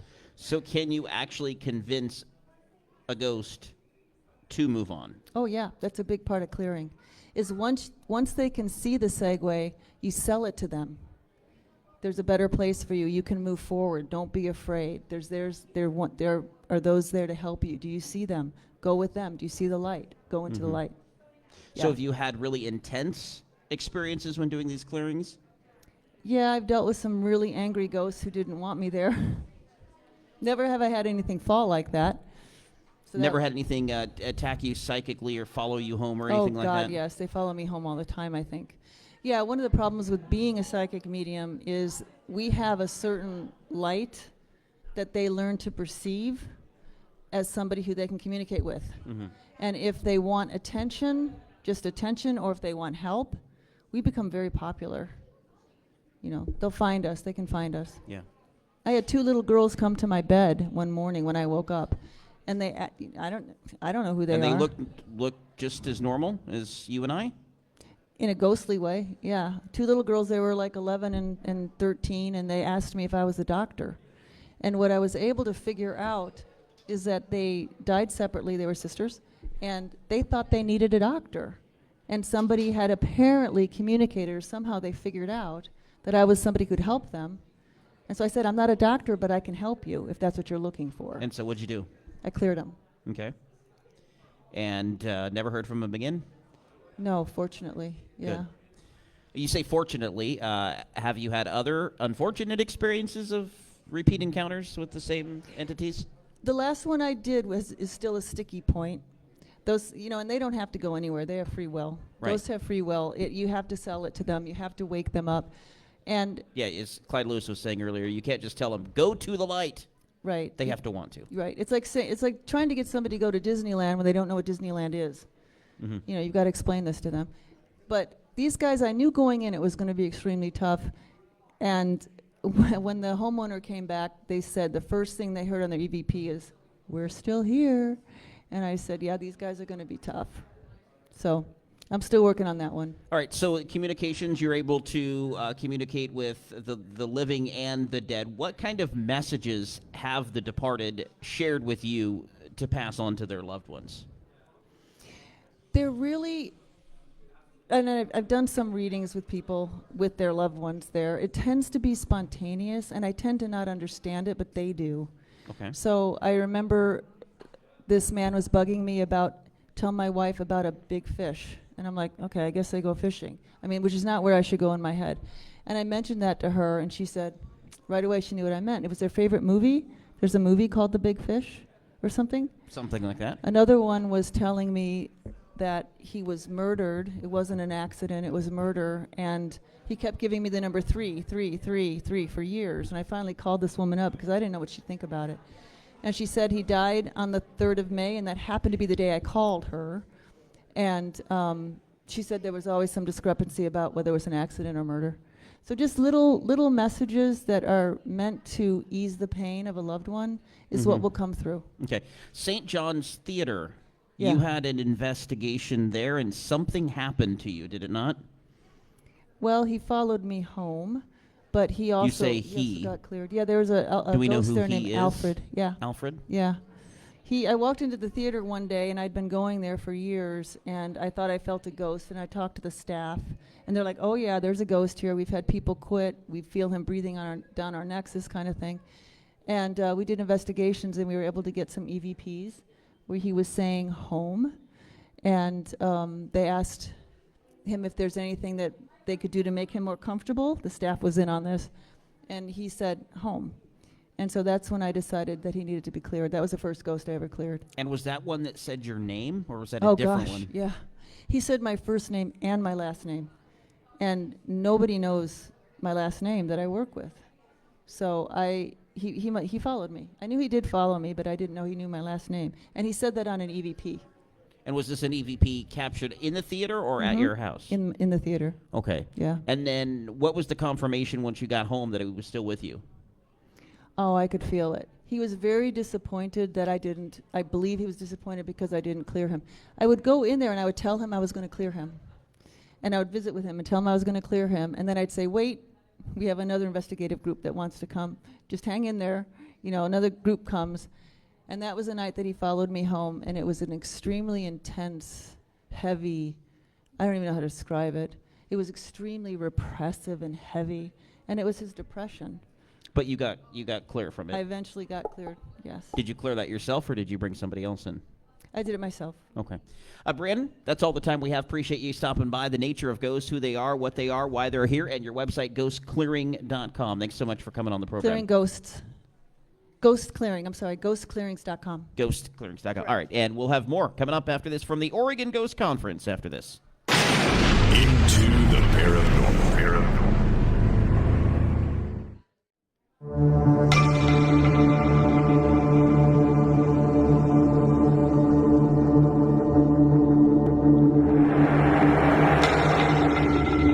Talking all things ghosts and the paranormal this weekend as we do Spring Break Week in Oregon here from the Oregon Ghost Conference in Seaside at the Civic and Convention Center. This is year number 12. And we got Jason Hassler joining us from Big River Paranormal. He's the director for Big River Paranormal, which is a research team serving Oregon, Washington, and Idaho along with Oregon. They're an official TAPS family member. What does that mean? The TAPS is the Atlantic Paranormal Society, and they...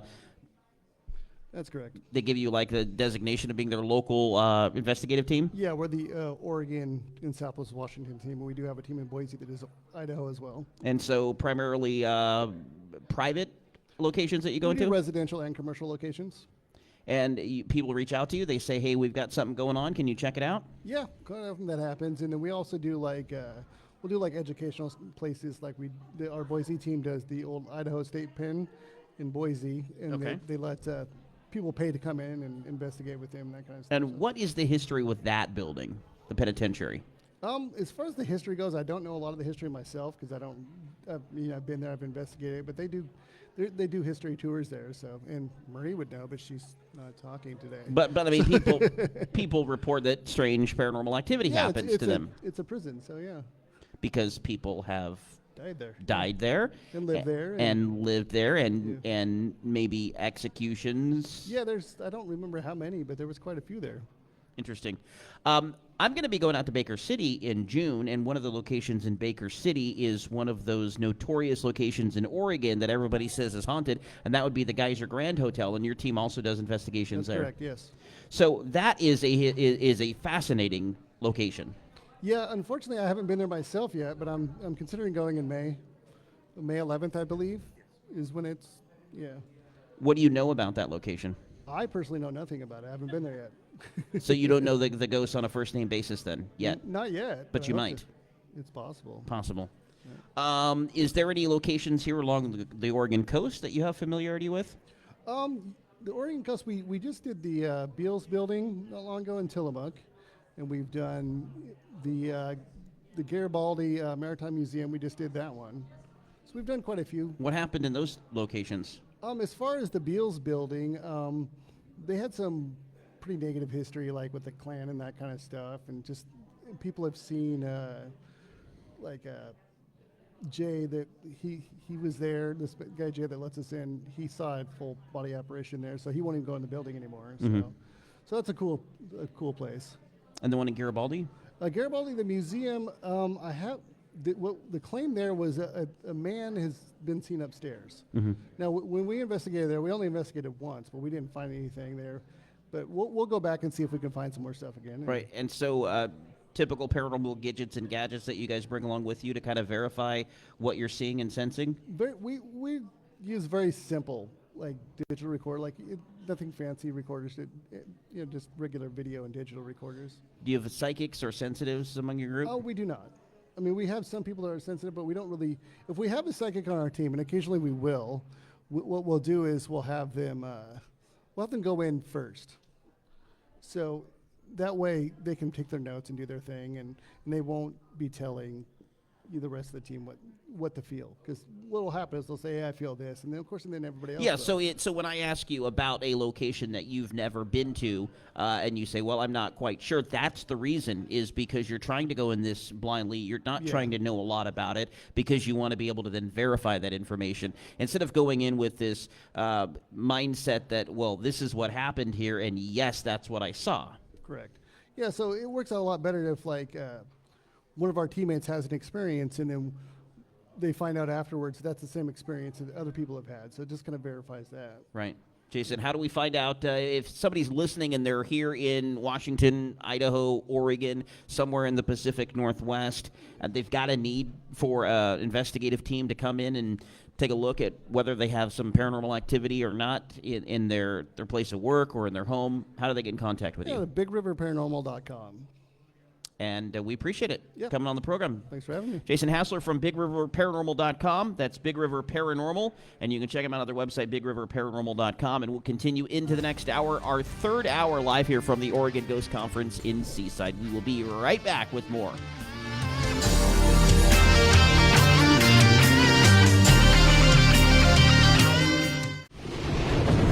There's a parallel universe, a veil that separates us from all we perceive.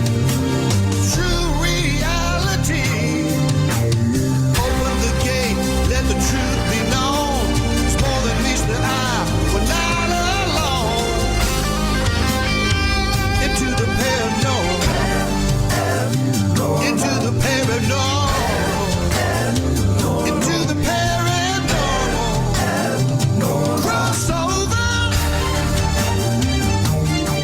Like astral travel through space, you never know where you'll land. We can guarantee it will be into the paranormal. You'll land at the Oregon Ghost Conference this weekend. If you come to Seaside, hopefully you'll come and stop by. We've got another hour and then another 3 hours tomorrow. Go to OregonGhostConference.com to get the schedule and your tickets.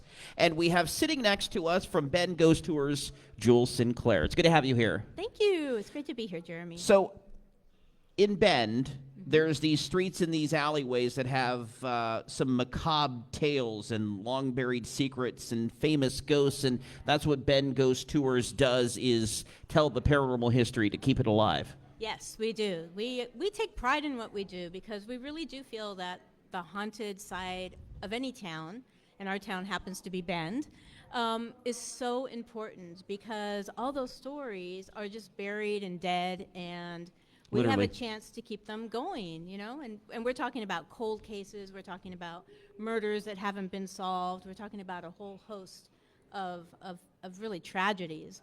So we love what we do. Plus, it's just, you know, we have other lighthearted ghost stories as well that are pretty fun to tell. So is it true you started writing about this before you ever saw a ghost? No, I've seen ghosts since I was a kid. Okay. I'm very tuned into that. I don't actually see them. I feel them. I experience them. I hear them. And once in a while, I'll see them. But since I was a kid. But I did start writing about Bend, Oregon. That's where I live and the city I love for the last 20 years. I started writing a paranormal series about a young woman named Abby Craig who wakes up from death after drowning in the Deschutes River. Or it's not the Deschutes. It's a body of water there.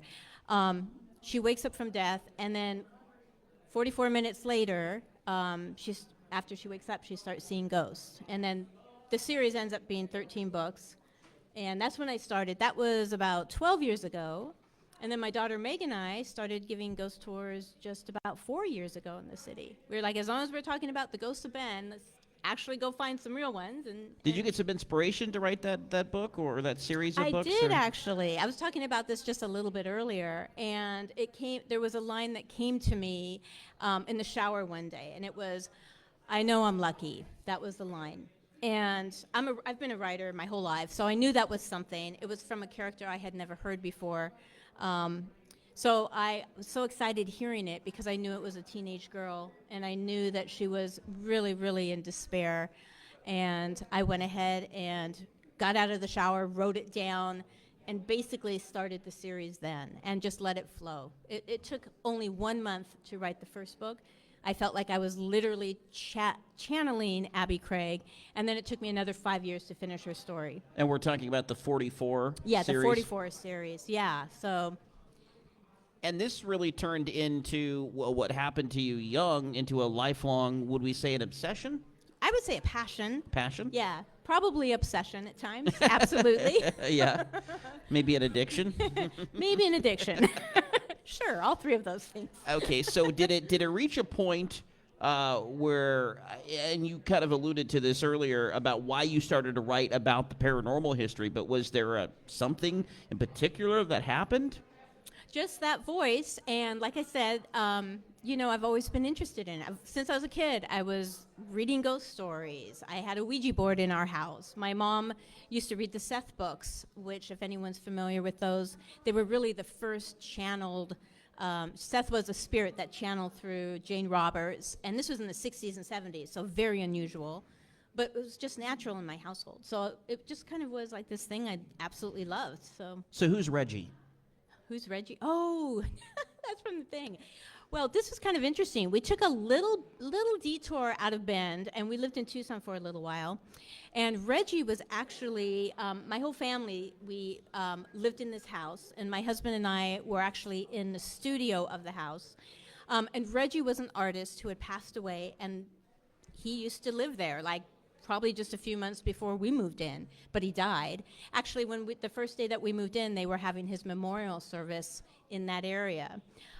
So Reggie was an artist, and very, very, very inspirational. Really, like, he was still around the house, and I saw him. He was one of the ghosts that I actually saw. Mm-hmm. He was tending to his garden, and like I said, this was in Tucson, Arizona. But he really inspired actually my whole family to start with art. Like it was really, really this beautiful spiritual connection. And would you say a friendly ghost? Yeah, definitely. But have you met the unfriendly? On our tour, definitely. There is a darkness in some of the places that we go, and I talked about that this morning too. There's a few places specifically that just leave you kind of with bad feelings. You know, we always do a lot of protection. We have selenite in our pockets. I'm always imagining white light around not only Meg and I, but also all of our guests. We've never had a problem, but definitely there are some places that are a little dark, a little, sketchy. What about Meg's experience? What has she gone through? Meg is she's so awesome. She is really the researcher of our group, which I love because, I'll go out and we'll talk and somebody will say, yeah, there's this ghost out here. You've got to come see. And I'm like, there's a ghost out there, Meg. We've got to tell the story. And Meg's like, I've got to go check on the archives, make sure this is right. Like, she always wants factual facts to back everything up, which I appreciate. And she always finds them, which is really, now, really do you cool. do that fact-finding mission before you go to a location or after you go to a location? Meg does it all through it. And it just depends. She has this one story that she's going to tell in the class tomorrow, so I don't want to say too much about it. But we did have a psychic. We use psychics, too, in our, when we're looking. That's one of our research tools. The psychic saw this incredible thing at this one location. We were blown away, but Meg was like, no, we can't tell that story unless we go into the newspaper archives and find it. And sure enough, she found it. It took her about 2 weeks, and she said her just got chills all over her body. She found a murder victim exactly as the psychic had found. And it's a buried story in Bend, and she brought it up. That's what I'm saying, how much I love this business, because you can do that sometimes, Did she capture something in a photograph? May's always capturing things from photographs, so are her guests actually too. It's like, yeah, we've got like really strange things, anomalies, shadow figures, weird faces. I'm thinking specifically the O'Kane building right now. We get a lot of stuff, which is one of the buildings in downtown Bend. Meg captured some mist of some sort, some dark mist. Oh, yeah, she did that actually in Denver. Yeah, did you read about that somewhere? I did. Yeah, that was... Well, I'm a little psychic, too. Yeah, how did you know, Jeremy? That was really crazy. She was over, just staying over in her sister's apartment, and she was just taking a picture of the fireplace. I don't remember why exactly. There was something over there, something on the mantle maybe, and she just took 2 pictures in a row.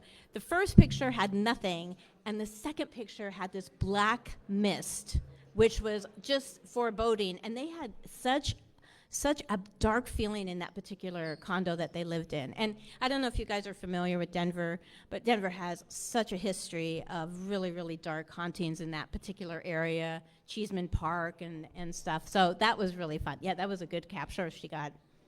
So Bend Ghost Tours, you obviously take people around to these locations that have some sort of paranormal history. What kinds of locations are we talking about within Bend? Give us some highlights. Sure. Well, we've got the Commons Cafe. That's where we start, and that is actually the old house. It's actually the oldest house still standing in Bend, and it's where the first mayor of Bend lived. And there are a lot of hauntings there. We also go to the Pine Tavern. The Pine Tavern's been there since 1936. Continuously running as a restaurant, and there's some fun hauntings there. Nothing too terrible, although there's been waiters pushed downstairs and things like that. So I guess it just depends on who you are. And then, like I said, the O'Kane building. We also have the There's a club there called Seven, and that's the old Downing building, the historic Downing building, and we tell one of the stories there that's very, very frightening, and we end up over at the old Myers and Wilkie Saloon, and that's when I was talking about the darkness of the tour, I would say that's probably the darkest area. Mm-hmm. Who's Ghoulish Gretchen? That's in the Pine Tavern. That's Gretchen, and she's a character. Who named her Ghoulish Gretchen? I don't know. Meg. I'm going to say Meg did. Okay. So what makes her ghoulish? Because she's a ghost. She's a ghost that shows up once in a while and kind of scares people. She's not like a dark entity. She's not one of the dark entities, but unless she's pushing you down the stairs, like I said. But it's so funny. We tell that story. She does other things that are just kind of funny, like scatter CDs all over, that kind of thing. But she did push this one. We think it was her. We don't know for sure, but she did push perhaps a waiter down the stairs. And when we tell that in the group, sometimes there's women in the group who are like, probably had it coming. Are some of these ghosts menacing at times? Oh, yeah, definitely. Like I said, too, again, behind the old saloon, we have, and we are not kidding, we have groups, usually it's the women in our groups. As we approach, sometimes they will stay back in the alley because they just feel bad. They don't want to go up. It's a feeling. Mm-hmm. And I'm sure you've talked about this, Jeremy, a lot, and you probably know this, but a lot of paranormal stuff, if you get those feelings, this is what I tell our guests, follow them. Your body and your gut is telling you something. So sometimes they'll stay back in the alley. They're too afraid. Sometimes they'll go up and they'll start getting nauseous. They'll get chest pains. They'll get pressure on their chest as we're telling the story. We've had guests vomit before in that alley, just probably from something that's there. So I would say definitely they're menacing. But, everyone gets back okay. We make sure of it. Yeah, no one's been injured. I mean, what is the wildest story from one of the tours?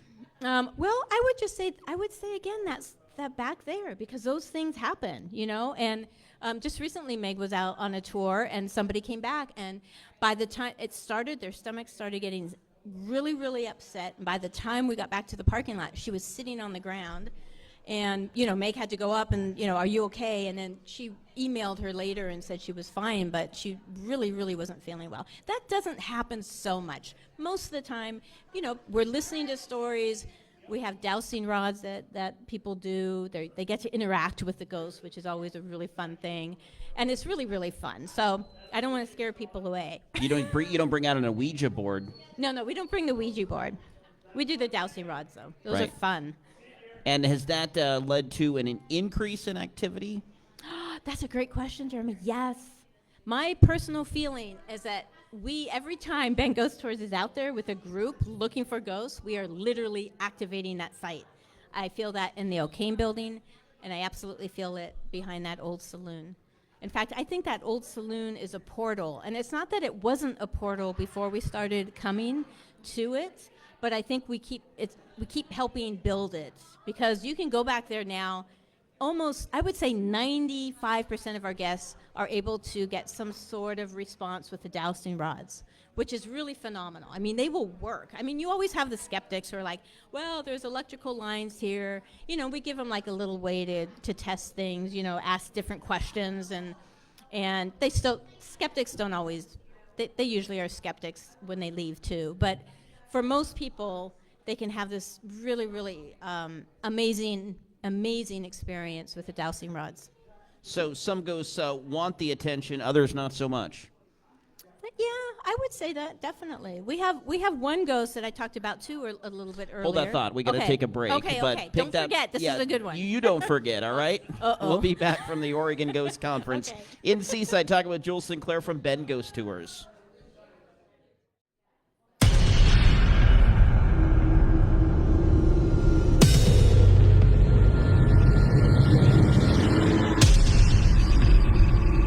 Jools Sinclair from Ben Ghost Tours joining us live from the Oregon Ghost Conference in Seaside. All right, finish what you were talking about right before the break.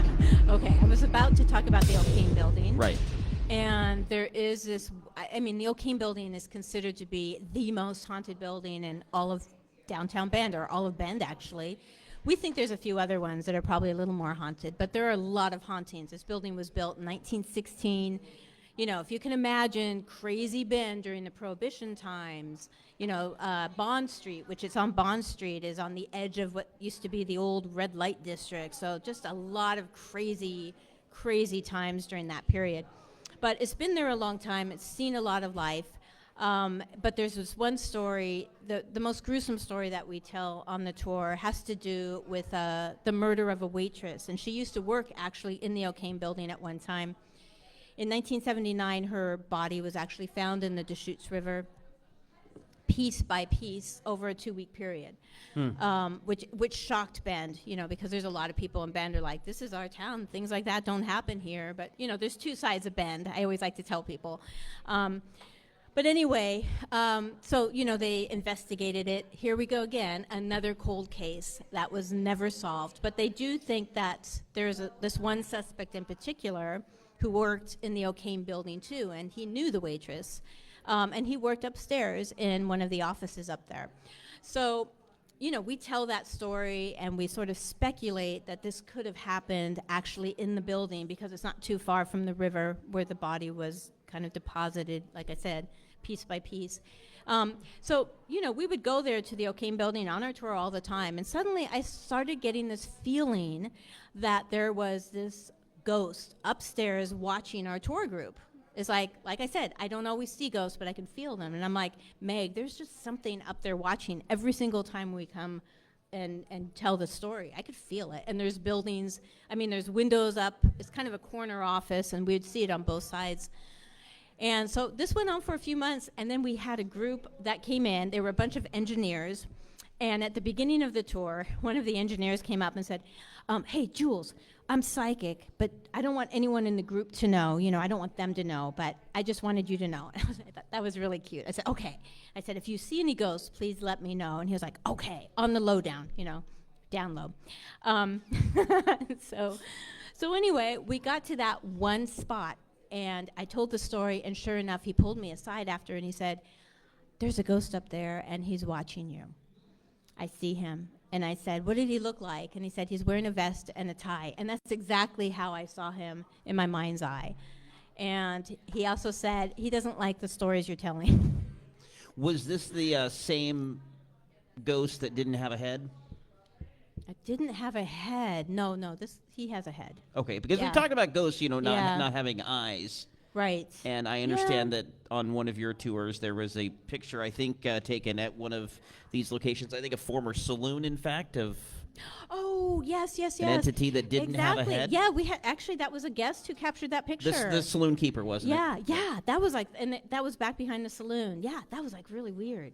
That's one of our other favorite things. Really, when the guests are able to capture pictures, have experiences, talking to the ghosts through the dowsing rods, it just makes our day. It really does. We get so excited. We get that all the time. There's a lot that's crappy in the world today that we can agree on. Yeah. I think ghost stories are very important, and I know you feel the same way as well. I do. Excellent.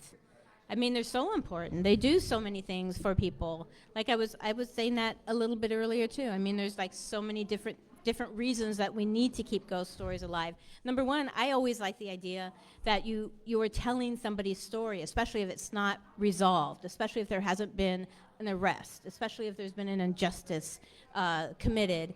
You are keeping the story alive and in the forefront of people, which I think is super important. And it also bonds us, doesn't it? Right. Gosh, when you see a ghost, isn't the first thing you want to do is to tell somebody because it's so exciting?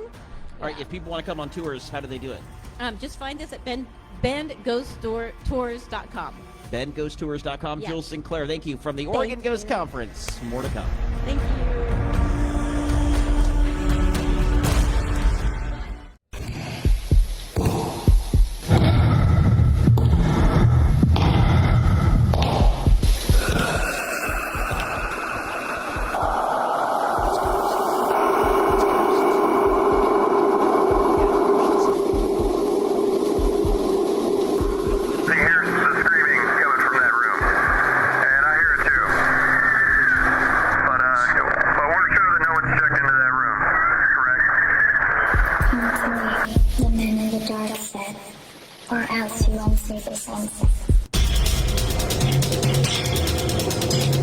Searching for the truth. Asking the hard questions as we ponder what could be.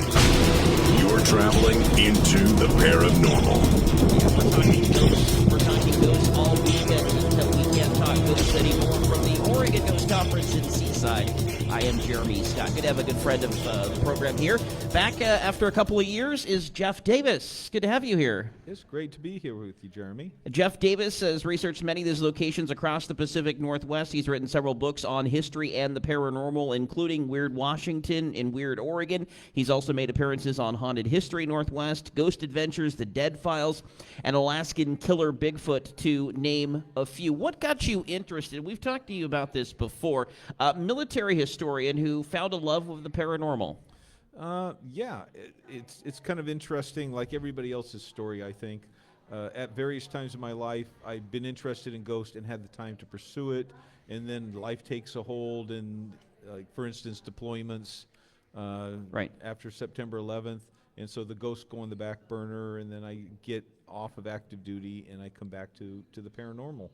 And very beginning, even as a kid, I don't know if anybody has ever seen Elvira, Mistress of the Dark, and these other programs, some of them local, where they run old movies. Mm-hmm. Sometimes like public domain, 2 o'clock in the morning. And so when I was a kid in the Portland, Oregon area, they ended up having a creature feature. And so I was... Love it. Yeah, and I watched what really was the hook for me was the original Mummy movie with Boris Karloff. And for those people who have not seen that one, he's only in the mummy makeup for about 2 minutes.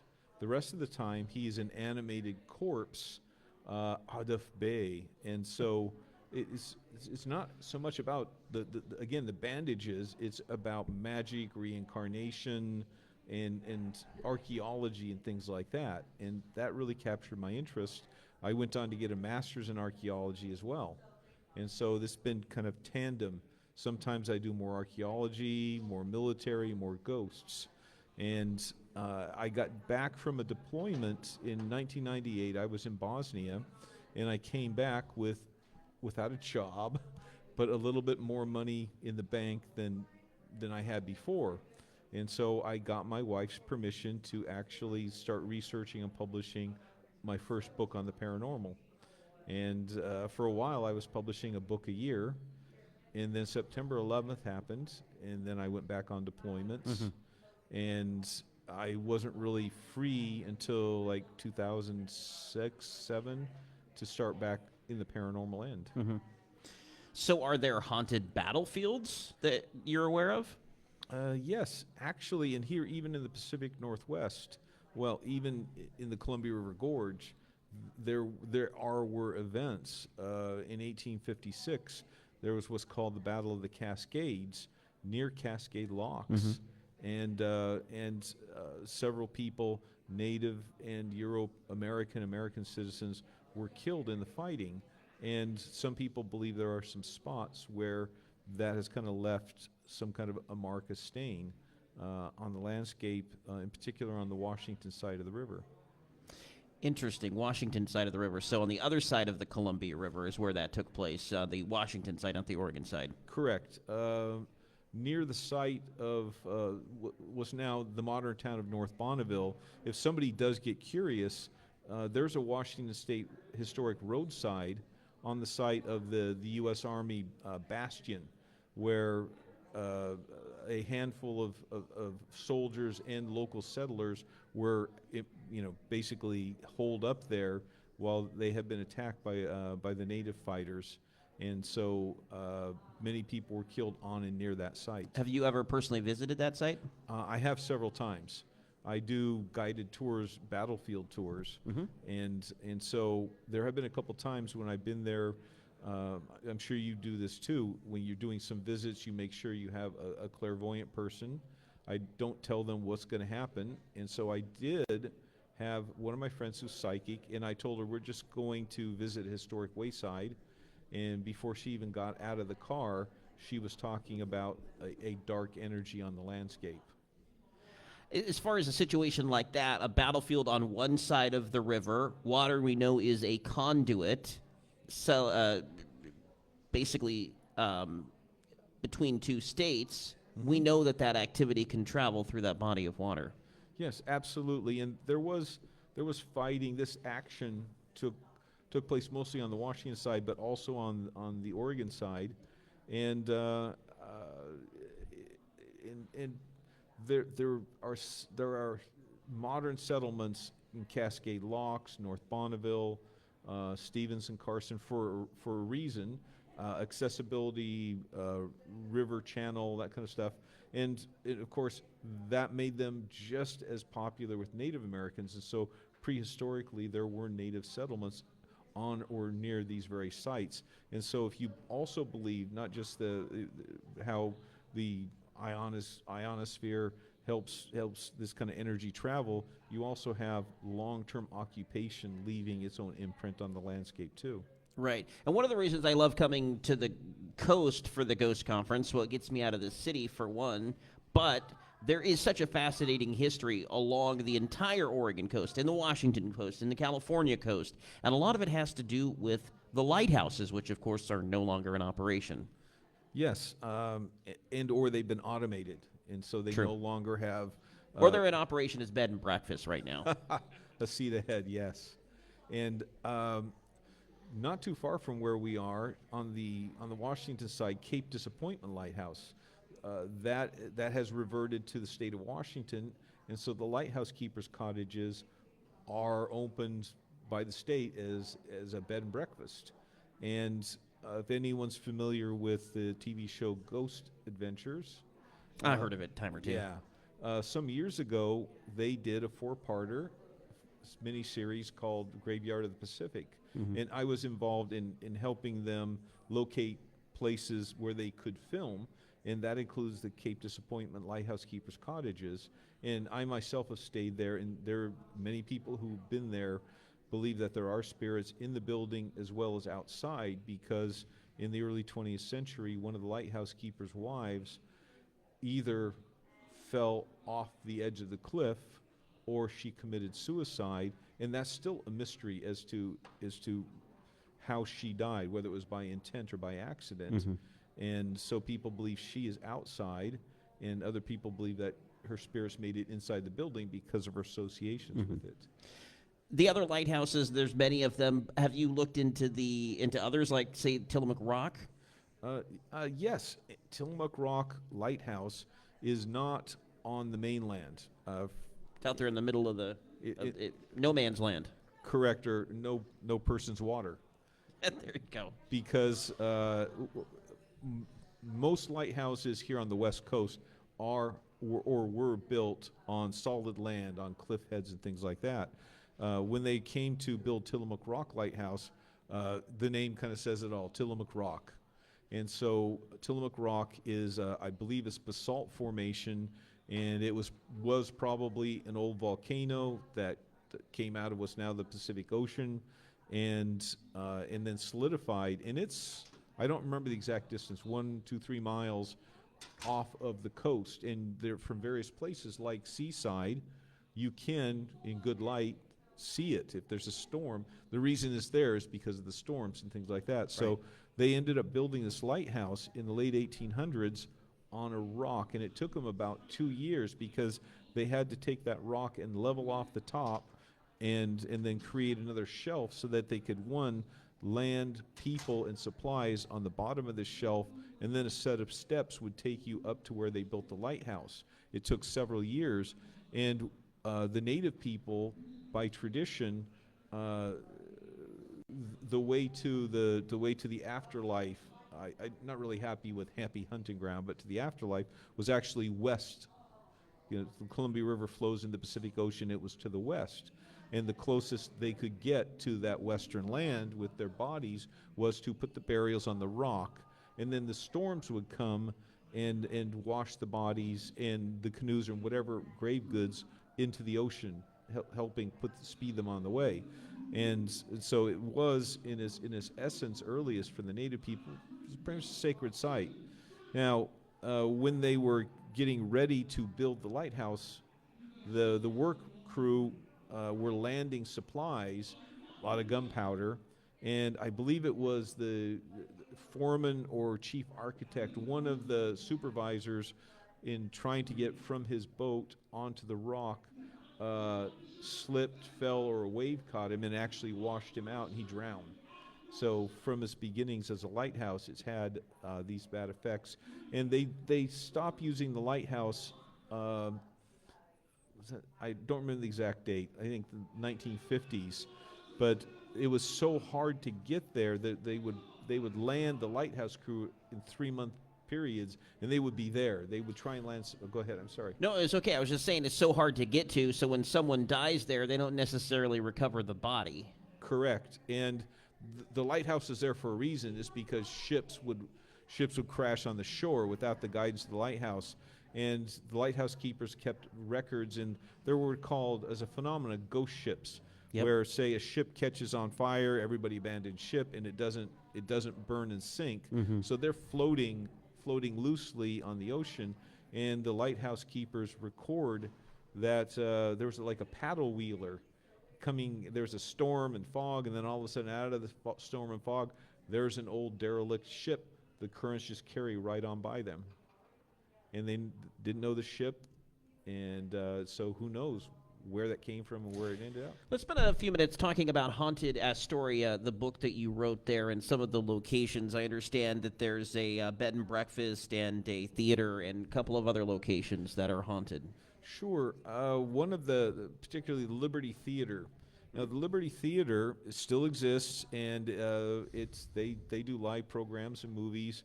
And when Astoria was established, of course, prior to 1812 by Europeans, on or about where the native settlements were, and it's the oldest, to the best of my knowledge, in Oregon. It's the oldest European American settlement still in existence, and so but it's never grown, population-wise. I don't know what the current population for decades. In decades, it was less than 20,000 people, even though it was important. And so the town of Astoria we see today is probably only half the square footage of what it used to be, because most of the town was on docks. Gotcha. Several miles worth of docks, and it was a wealthy town, fisher folk, canneries.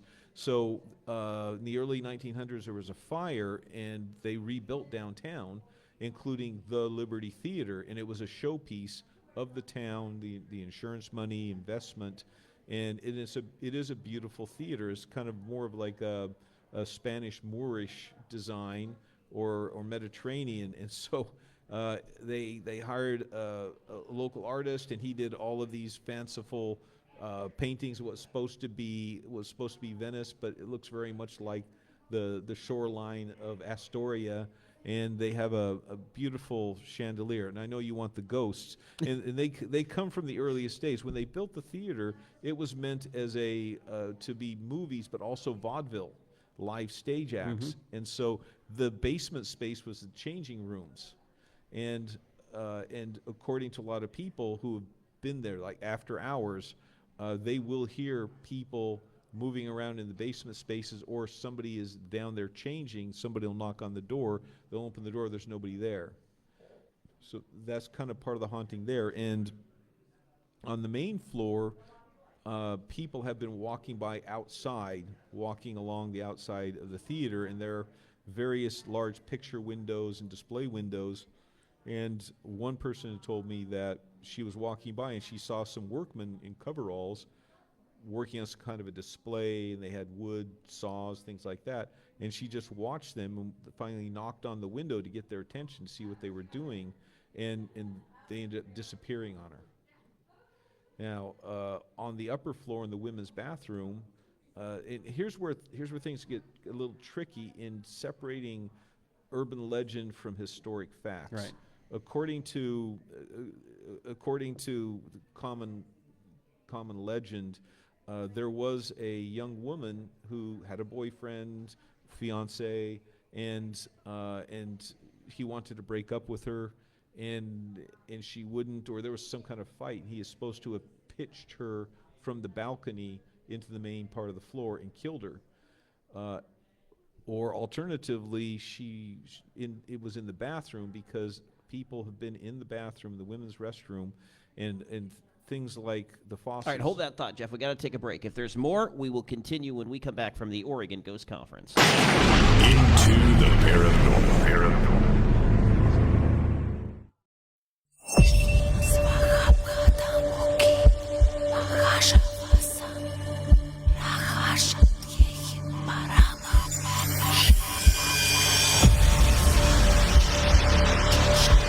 From the Oregon Ghost Conference in Seaside, we're talking with Jeff Davis. His website, jeffdavisghostguy.com. You can find out more about him and pick up his books. Haunted Astoria was one we were talking with him about the break. Finish up the story about the Liberty Theater for us. And I'll try and be quick. So imagine you are at the theater and you are in the female bathroom. And the strangest thing probably for anybody is to be like washing your hands, and then you look up in the mirror and you see somebody reflected standing behind you in the mirror, and then you turn around really quick and they're not there, and then you turn around and they're in the mirror, and that has been reported several times. And so that's really the most, to me, the most hair-raising thing is, where are they? Are they? That can be a little dangerous, especially if you have a sharp instrument in your hand around that time, or something. Like you're shaving or something. Right. And I have heard of that happening too. Straight razor shaving, not a good thing. Yeah, no. One of the most notorious legends, haunted stories up and down the Oregon coast is the story of Bandage Man. Tell us about that one. Sure. Bandage Man, in very broad strokes, people driving down 101, Highway 101, between when you're actually from Portland, the Portland Highway to Highway 101, there's kind of a traffic circle, and if you get on the traffic circle and then you start headed south on 101 towards Seaside and Cannon Beach, there's an overpass, and according to some statements, when people get past the overpass into the trees on the other side, this humongous figure. And you have to be driving a pickup truck. Tall, humongous? Humongous as in Wide? Larger than average human size. Gotcha. Will jump into the back of the truck, and it is covered in bandages, bloody bandages, and there's this smell of rotting flesh. And as the people are driving, this creature, Bandage Man, because it's covered in bandages, will be pounding on the windows of the truck and on the roof of the cab, screaming and yelling, and these people are driving. There's nowhere to turn around for several miles, so you just have to keep on driving. And just before they get to the city, it'll jump out in the trees and disappear. So it's a hitchhiker. Indeed. And the thing that's for me in doing historic research on Bandage Man, and anybody can look this up. If you're looking up on websites or even newspaper articles, try and make sure that you have the year the article was published or written or the research was done, because the earliest stories of Bandage Man carried in books like Mike Helm's Oregon Ghosts and Monsters, they record Bandage Man originally as having been a lumberjack who was injured. And even now, driving through the Coast Range, you see these big chunks of clear cut. That's part of what in the 1930s, what's called the Tillamook Burn, where hundreds of thousands of acres of trees burned, and then they put the fires out, and it burned again and again and again. And various firefighters were injured, and lumberjacks were injured in this. And so, according to explanation for what created Bandage Man, is that it was either a firefighter or lumberjack who was injured on the job, and they put him in the back of a pickup truck, and they're trying to drive him. And that's when he passed away. And that's when he passed away, is on that overpass or in those woods, and that he still haunts that site. And that's the oldest essence of this. But in looking at later historic research, Bandage Man is no longer a lumberjack.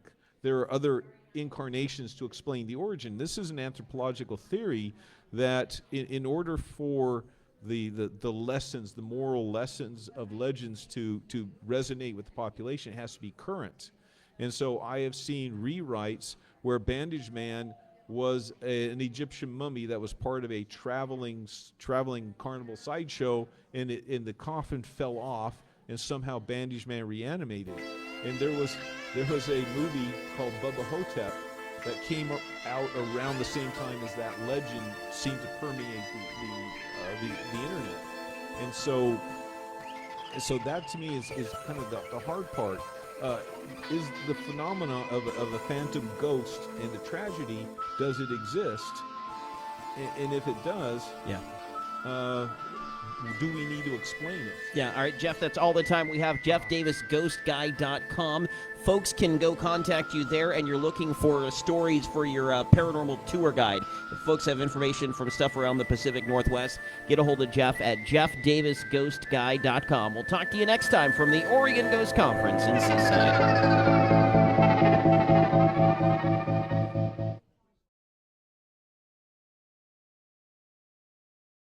That may be occurring, so we have to take that into account as well. Can you give us some examples of some cases that you've worked on where maybe you had one belief going in, and then after applying your investigative methods, you went in a different direction or came to a different conclusion? Well, I can. We did an investigation in a residential house one time, and we were getting some strange anomalies on EMF, but nothing I could really say was conclusive, right? But when I went and started running our video through our processes, where we run it through a software package that does motion tracking and everything like that, I had one section of the video where I had a camera pointing towards the bathroom, and it appeared like an orb that went through, but I was getting ready to say, oh, that's just dust. Right. But when I ran it through the motion tracking and I actually had it highlight the pixels that changed, the first thing that I noticed is that as this orb was coming out of the bathroom, the highlighted was highlighting its reflection in the mirror, which means this had mass. Okay, so sometimes you have to use multiple tools in order to reach your conclusion then. Right, and sometimes it's post-investigation that we find these things, that we can go through a place, not physically hear or see anything, but then we go through the post-processing, and that's when we start finding the EVPs and stuff like that. Now, every paranormal investigative team has members who have different skills, and each offers something unique. Russell, what is your role on the team? I'm the skeptic, so I kind of keep things grounded and bring up, have you considered this? Have you considered this? There are a lot of physical explanations for a lot of the things that we can detect, and I try to come up with those possibilities before we assume and say it's paranormal. And that's healthy to have skepticism in an investigation. Does that mean you're not a believer in ghosts, or it depends on the case? I think there's a lot of different explanations. It doesn't necessarily mean that they're not ghosts, but I think we need to be open-minded to possibilities. And I think when we're doing that investigation, I think it's healthy to be able to look at all possibilities. Yeah. Yeah. And your role, Ryan? I'm, well, besides the money, I'm I'm the team lead, and I'm just coordinate everybody and and really keep up with our fundamental belief again is that we're if everything's a ghost, nothing's a ghost. It's really hard for us to say that a place is haunted because we are looking for all reasons behind anything we're finding. Yeah. Sorry. It's all good. We just want everybody to hear everything you're saying. So we really got to, we really look and dive into it. We're looking at history. We just want to make sure that before we say this place is haunted, that we are sure it is haunted because we're putting our name on it. Right. So you like certify it or something to that effect? I wouldn't say certified, but NORCAP certified haunted. Yeah, well, God, there's an idea right there. I could probably market the hell out of that one. I think for me, I was quite cynical early on, just because I just thought it was kind of, okay, these people are maybe a little strange with what they're experiencing, because I didn't necessarily have that experience. But over the years, I've had experiences to where, like, okay, maybe there is something here that we can look into further. And my skepticism has, or cynicism actually, has been minimized, and but I still think it's good to have a healthy sense of skepticism. Now, you have the word amateur in your organization, Northern California Amateur Paranormal Society, and that's because, well, I'll let you tell us why, but do you involve people who don't have, a lot of experience and show them how they can do this kind of stuff? Yeah, actually, we actually believe that we take a teaching approach to our investigation. So a lot of times when we are investigating like a large historical site, if we're allowed to bring more people in, we'll actually invite other people to come to the investigation with us who have no experience in the paranormal and show them how to do it safely, because there are many things that we don't do. We won't provoke. We keep our promises. So if we make a deal with a spirit to activate something, and if they do it, we keep that promise. So we say, we'll leave if you do, if you light up to K2, they light up to K2. Oh, really? So you've negotiated with these entities before? Yes. And you've reached some sort of agreement that, you can come back and continue to have this dialogue as long as you respect them, or something along those lines? So that's what we really do. We want to make sure that we treat them all with respect. That's why we don't provoke, because, also provoking is when it's really rude. You're really asking for it. Yeah, and groups that come in and provoke, they get the spirits all worked up, and then they leave. But the people who have to go and work in those locations now have to deal with angry spirits. Exactly, or angrier spirits in some cases. Mm-hmm. So one of the skills that you teach is the review of evidence. So after you go in, tell us first how you get the evidence. You do audio and video? We do it all. We use we got a static camera system, and we've got lots of digital microphones, shotgun mics that we run to a digital recorder.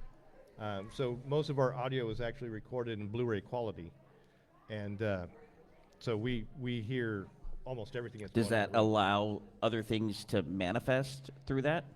Yeah, we really pick up like a lot of the lower end sounds, and the shotgun mics allow us to capture any, like if we're in a industrial building or something, and they got a long hallway, I can usually hear everything that's going on down the entire length of the hallway. And then when we pair that with a camera, which is in 4K, the quality is just there, and we match everything up. We match all the audio and the video up, and we're looking for any anomalies, and we try to build a timeline. So I'll use video editing software, because our base station, we've got 2 cameras set up, and so I use the base station video as the timeline for the entire investigation, and then I take everything from all the cameras and I line them up, so that when we say on one camera, that something happened here, I can actually look through the whole timeline and see where everybody was at. So, Russell, do you help in this process, in the evidence review process as well? Yes, we do. So, and that's the challenging part, because everyone wants to be part of the investigation, but it's very challenging to get someone to help review it. So, for us, what we have to do is get ourselves organized with all whether it's the audio or the video. We create a structure that allows us to copy a folder structure for all the audio devices and that raw data. And then we take that raw data and then use software to be able to get through it quicker, so we're not having to sit and listen to hundreds and hundreds of hours. What kind of software are we talking about? Is this something that somebody could download for free on the internet, maybe donate a little bit for shareware? Is this expensive stuff? Give us an idea. Oh, so for video, we actually use a software package called iSpy Connect. Okay. And now he has the creator of it. It's all open source, actually, so it's free. And he's got an older version, which is what we use. He's got the newer version. It was a little more complicated to set up for motion detection. But the older one, you can still download off his site. And you literally add your video files as a camera, because he designed it originally for UFO reviews, and then he turned it into like a security camera software. And but we add the video files in there as a camera, and then we run it through the motion tracking routines, and it just kicks out the clips. So that saves time in the review process? Oh yeah, because instead of watching 8 hours of a static camera where there's 90% of nothing happening, we get now it pulls out just the clips where there is some motion, and what it does is way we set it up is it compares one frame to another, and it looks for a percentage of pixels that have changed between the two frames. Gotcha. So very similar to when we look at audio waveforms, which of course I look at all day long, where you can see kind of the peaks and the valleys, and you can see the spectral waves. Yeah. And you see the same thing on your end. Yeah, and when it kicks out the clips, it highlights the pixels that have changed, and sometimes that can be really interesting. All right, hold that thought. We'll continue our conversation with the Northern California Amateur Paranormal Society from the Oregon Ghost Conference after this. Live from the Oregon Ghost Conference here in Seaside, I am Jeremy Scott, talking with Ryan, Mick, and Russell Marquez of the Northern California Amateur Paranormal Society. Are you guys looking for new members? And if so, how does one become involved with the organization? Well, we're not actively looking, but we're not turning anybody away either. So if they just go to either our website, which is www.norcaps.com, we have a Contact Us page, or they can contact us through our Facebook, which facebook.com/norcaps. But people can join in from time to time in some of your investigations just as like an observer? Yes. Okay. So talk about what you mean by cleaning up audio files. I'm very familiar with this process. So I clean up audio all day long, basically taking an audio file and either adding some processing to it or taking out, some breaths or some gaps or whatever. You guys aren't actually editing files like I am, but what you are doing is making these more audible, correct? Correct. We use the software Audacity, and it's a freeware as well, and it's pretty powerful if you're into manipulating sounds, cleaning up sounds, things like that. So we use the software to reduce the noise and try to clean up the sounds to the soundtrack itself. However, what we like to use it for is to label the individual sounds. And by doing that, instead of having to listen to an 8-hour file, once it labels each individual sound, then you can go back and just play that particular clip. And if you find something of interest, you can then specifically label it and then capture it and save it as a file. Because theoretically, if you have a absolutely quiet set, so to speak, and nobody's whispering or banging stuff, you should be able to see a baseline on the audio, and then you should be able to see, as you call them, hits, or as we call them, spikes, or peaks and valleys, or whatever, where you're able to see just by looking at the audio wave exactly where the soundbite is that you're looking for. Correct. And then by having it labeled, then you have a listing that you can save and then be able to check off as you hit each of those sounds and listen to it. Then you have a means of being able to keep track of what you've listened to and what you haven't listened to. Anything to say about that, Ryan?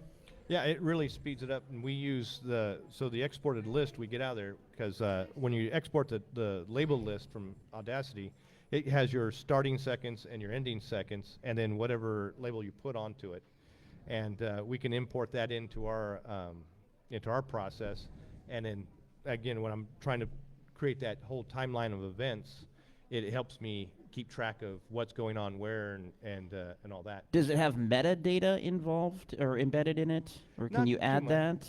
We can when we put it into our system. Yeah. When we go, because we have a review process, and so in our documentation we put in the rest of the data. Gotcha. Anything else you want to share with the audience here?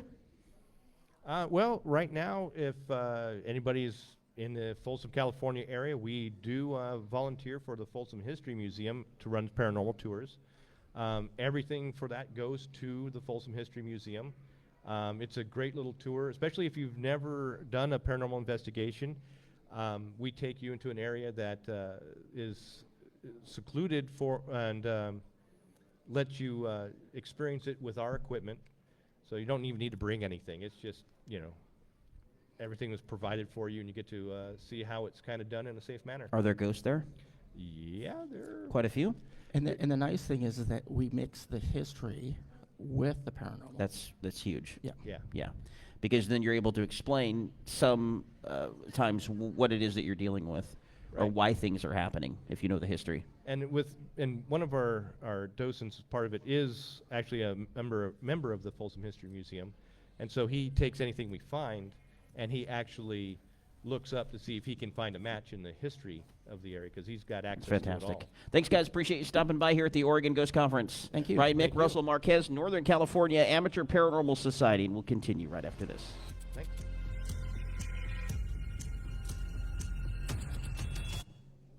We're free.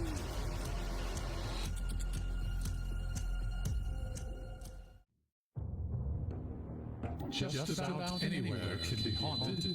Oregon is no different. This is Lone Fir Cemetery, said to be one of the most haunted places in Oregon.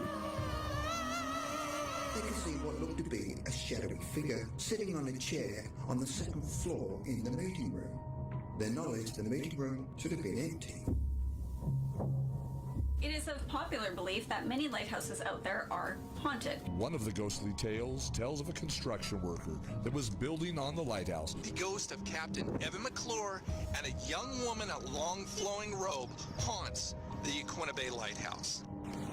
Located on the Oregon coast in Lincoln City, the mysterious Siletz Bay is said to be haunted by a phantom ship.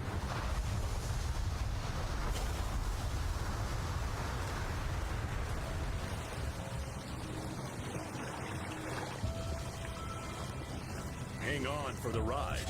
You're headed into the Parabnormal.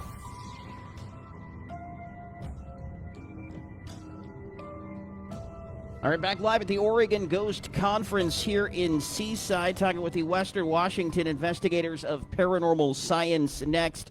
They are a paranormal investigation and research team specializing in the history of Thurston, Lewis, and Grays Harbor counties, visiting places from private properties to large commercial and public buildings. And joining us is their lead investigator and location manager, Lance Foss, and lead investigator and team manager, Tami Langston. Good to have both of you here. Welcome to the Ghost Conference. Awesome. Thank you. We're super happy to be here. And thank you. How many times does this make for the Ghost Conference? 3. 3? Is it 3? Yeah. I thought it was 4. But one as a actual vendor. Yeah. Got it. Awesome. So tell us about your team and some of why you formed this investigative team. I mean, it all started. I was secretary of my Masonic Lodge, and we had some stuff going on at the lodge. And I was in contact with another group, and he sent Tami my way because she had massive amounts of experience. And I was like, okay. And that was our first investigation, and it's been history ever since. And what was that location? I am unable to say the location name because the brothers of the lodge were like, nope. Can you speak in generalities, like, for us? It was a Masonic Lodge in a county in Washington. Okay. Appreciate that. What happened when you guys were there, or what sorts of things had happened? In some way, it was kind of disappointing, because I was hoping to, talk to, the brothers who have passed on and everything. So on the Masonic Lodge side of the building, we didn't really get a whole lot, but on the opposite side of the building, we were getting told to get the F out and leave me the F alone. And there was some residual stuff happening, like in the ballroom. But on the lodge side, nothing happened until the very last day.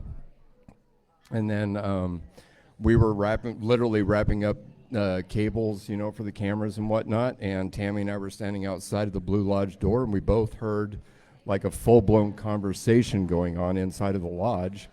So we busted inside, and of course, as soon as we opened the door, it stopped. And I'm like, come on, guys, the brothers of the lodge just want to know that everything's okay, and what's going on.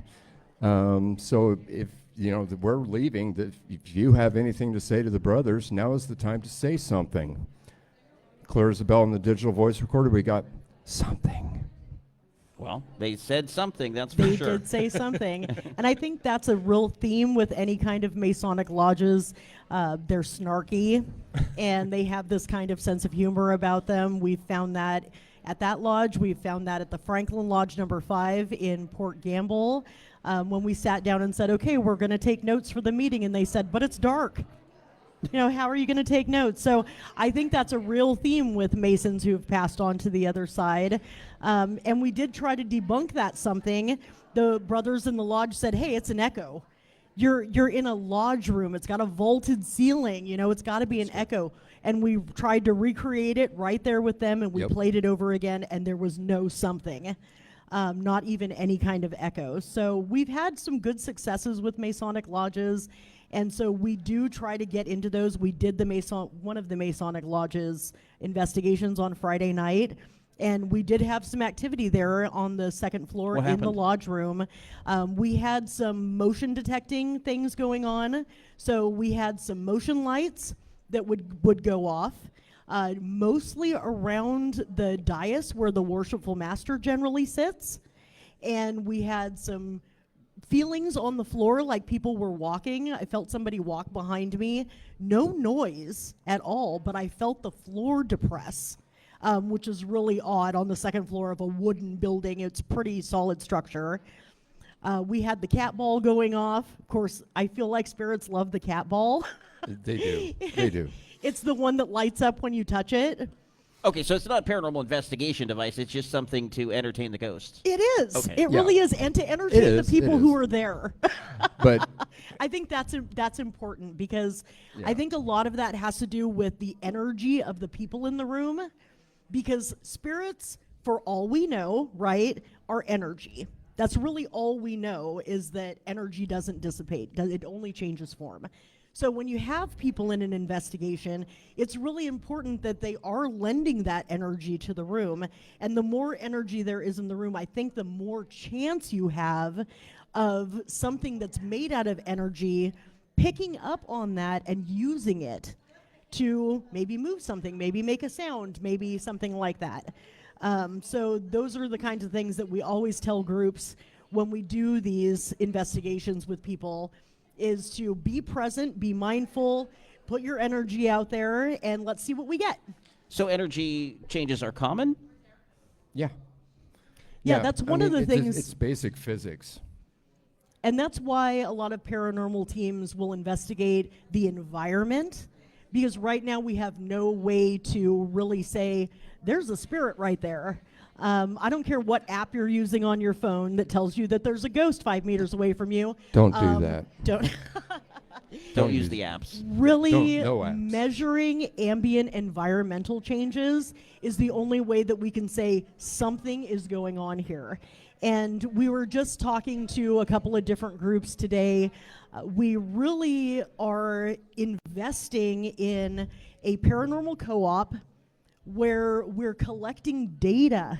Data is so important in this field, and I think right now we're sitting stagnant saying, well, let's take our EMF detectors, let's take a video. What are you doing with that? We need data, and we not only need data, but we need volumes of data to create data sets so that we can really see if there is something going on here, and if there is some way that we can pinpoint a way to say, that is an anomaly. That is paranormal. And we can track it, and we can possibly repeat it. So if there's any paranormal groups out there that are listening to this right now, WWIPS, hit us up. We want to create that database where we're getting all of this data, putting it together, having peer reviews like an actual scientific community. Yeah. And really trying to push forward through that glass ceiling of this field and get some stuff done that's actually scientific and solid. So do you feel that there's not enough collaboration? No, I really don't. I really don't. You know, and a lot of it is, and I'm going to say it, you know, there are a lot of groups out there that have some pretty big egos. I get that. I have a huge ego. I had to go on an ego diet for 3 days before I could walk through the door here. But I get that. This is our group. This is our data. We collected it. We did all the work. I get that. But in order to be able to go to the scientific community and say, we have proven the existence of spirits, we have figured out what they are, because right now we have no clue. All we are able to detect is basically you'll hear a lot of the speakers say, it's like a boat going through the water. All we're detecting is the wake. Mm-hmm. So in order to figure out what spirits are, we have to push that envelope and break that glass ceiling of science and develop equipment to detect what an actual ghost is. In order to do that, we do need to work together and develop the equipment and the procedures, to be able to do that. Mm-hmm. So it is very important to share data and do peer review. As far as the measuring the energy changes, how do you do that? A lot of it is EMF, barometric pressure. There's a lot of environmental factors that you can measure. So like he said, electromagnetic field energy, you can measure that, whether it goes up or down in a certain area. You can measure the pressure, you can measure the temperature, you can measure any kind of vibration. Mm-hmm. And those are important just to say, it's like measuring the wake, right? Yeah. Something has happened here. Something has disturbed the environment in a way that hopefully is repeatable.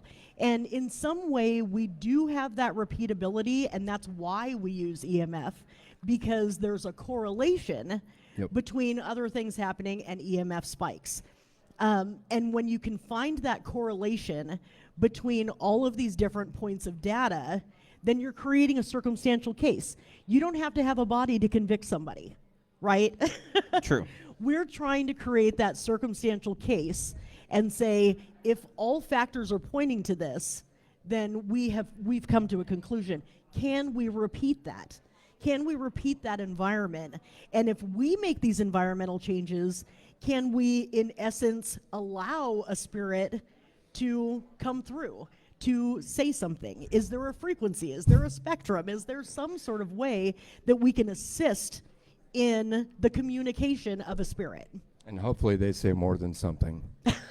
Right, exactly, like names or right. something. Yes. Those are helpful. Yeah, exactly.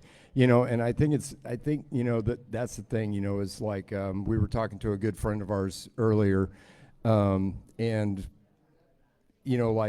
so far, so many groups get really excited when they get a lot of very circumstantial evidence, like, being tugged on, being touched, hearing a footstep going by. But that's all it is very, very, very circumstantial evidence, unless you've got a tri-field meter and, any sort of EMF detector, time of flight sensor, barometric pressure, temperature, because then you're getting something that's tangible. Mm-hmm.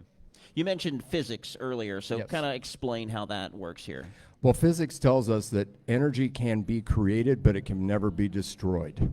So we're all energy. What is running your brain, my brain right now is energy. It's akin to electricity. So what happens to that after we die? That's what we, are hypothesizing. It is not a theory yet. We are hypothesizing that it is what a ghost is the energy that leaves our body. It's transformed now, and that's why we can't detect it yet. So are these departed souls, people who have died and yes, are still with us? Yes. I would imagine. I mean, again, that's the hypothesis. Again, it's a hypothesis to say, because we really have no idea, right? Yeah. We're even though we've been doing this technically in the paranormal field for, since the 1800s, we're probably creeping on 200 years of people doing this kind of research in some way or another.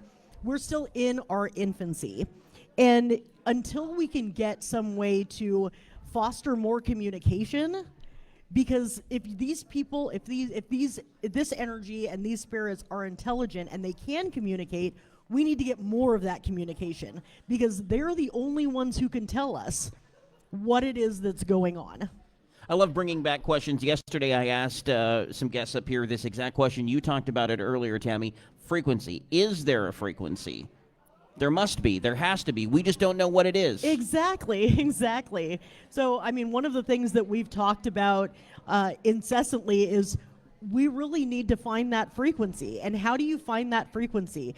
It is over and over and over again, trial and error, just like any other scientific hypothesis. You have to go in saying, okay, we're going to see if this, between this frequency and this frequency, is there anything happening? Can we put that out there, and can we foster communication? And we need to do it over and over and over, and we need other groups to do it over and over and over, because we need that volume of data. Again, we can't do it ourselves. There's no way that our group can compile the volume of data, even if we did paranormal investigations every week all the time. We still need that objectivity of having other groups do it and getting that data for us. So what about like sharing, and I know this goes back to what you were talking about earlier, but would you consider like doing an investigation and then handing that over to somebody else, another team who wasn't there and doesn't know all the backstory and maybe can give an objective perspective on that? Oh yeah, absolutely. I mean, that's what we're, really invested in, is, kind of like having that paranormal co-op. So let's say you go and you investigate Franklin Masonic Lodge number 5, which we've investigated over and over and over and over again, and we went, okay, here's our data. Let's see if you can replicate it, and you go in and you do even what, repeat what we did in some respects, but, also do your jam and see what you get, and then we can compare that data and go back and maybe accidentally find that frequency. Got to take a break. We'll continue our conversation, though, with the Western Washington investigators of paranormal science here from the Oregon Ghost Conference. Into the paranormal.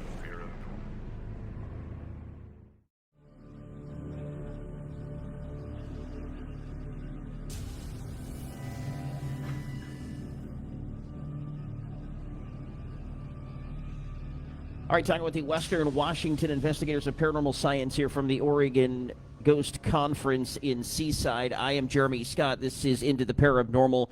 And going back to what we were talking about with the lodges, I know you've investigated other lodges. Tell us about the one up in Port Gamble. Oh, Franklin Masonic Lodge number 5. I love that. That's our baby. We fell in love with that lodge so fast that I told Pete, that I would host the investigations there until I couldn't anymore. But it is the oldest still actively running lodge in the state of Washington. I want to say 1880s. We'll just say that. Yeah, spring my 150 years. Yeah, it's been going for 150 years, and it is it's just really.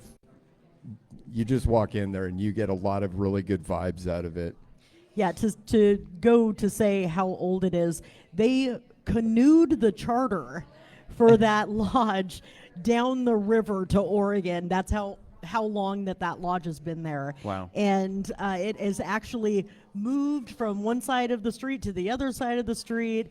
And I think that the fact that it's still an active lodge, that they still have meetings there, I think that really lends to the fact that Masons who have passed on may still be visiting that lodge, because there's this sense of brotherhood and sense of community in the Masonic family. And I think that's what really draws them in and gives you a really good chance of something spiritual still hanging around, because this was a place where they felt that community and that family throughout their life, and they want to revisit it again. And you cover several counties up in Western Washington. So give us an idea of some of the other locations, maybe not specifically names, but you can give us names if you want to, but the types of locations that you've gotten reports of paranormal activity in. Walker Ames House in Port Gamble, Fort Worden Hospital and School. Yeah, that's up in Port Townsend. Yeah, Port Townsend. A couple of locations in Port Townsend. I'm brain cramping the name of the bar we did recently. I know that like we say Thurston, Mason, Grays, that's kind of just where we hang out. But we do spread out all over the place. Just like we do a lot of Masonic lodges, we've done a couple of different state parks too. And for people out there who like to go out and do some paranormal research, even if they're not on a team, I would highly recommend doing some state parks because you can get in there. Some of them you can camp at. Fort Stevens has a lot of things. We've heard a lot of residual things. Goes back to the haunted battlefields we were talking about last night. Fort Stevens there. Yes, exactly. I mean, I've heard chains rolling in the batteries because the guns used to be worked by chains. Mortar fires. Not yes, so much. Yes. Oh, no, we did. Yes, out in the distance. Yeah, we did. You hear a lot of things like that. We've gotten EVPs that said, what's your name, rank, and serial number? And the EVP said, I'm a captain. It's just not all of it, but it was some of it, and maybe we just didn't catch the rest of it. Right. But lots of things going on because there were so many emotions happening even if people didn't die. Again, like I said, working up that energy. Mm-hmm. And there was a lot of energy there just scrambling around. Even they were fired on here at Fort Stevens. So that's a lot of energy. So if you're looking for a place to not be trespassing, because you don't want to be trespassing. Yes. Go see some state parks, especially these forts. They have such rich history. Yep. And you can really sit out there and you can have your equipment and you can do an EVP session. And, I would highly recommend it. To name another one, since they're standing right in front of us, St. Ignatius Hospital. Coming up later in the program, actually. Bless you, on Val. a scale from 1 to 10, it's a 20. Okay. As like they're good people, or as in the activity there? Yes. Yes. Both. Yes. No, there was a lot of activity. Great people, and it's very haunted. Okay. Yes. Yes, we didn't even get inside St. Ignatius before we had activity. We got out of the car, and the first thing that greeted Lord. us Yeah. was a woman screaming from the 5th floor. And so we talked to Val later. We said, was anybody in the building? And she checked her cameras, and she checked it. She said nobody was in there. Interesting, because usually we don't hear about ghosts using their full voice. It's usually a whisper. Right. So these Yeah. have to be rare occurrences. Oh, where I bet. I mean, it was just like, whoa, it gave you the chills. It was, Yeah. I just heard something that shouldn't be able to make a sound. What is that? Lance Foss, Tami Langston, Western Washington investigators of paranormal and science website, wwips.org. We appreciate you so much for stopping by here at the Thank Oregon you. Ghost Conference. And Thank we'll you, have Jeremy. more of our program right after this, live from Seaside. Thank you so much.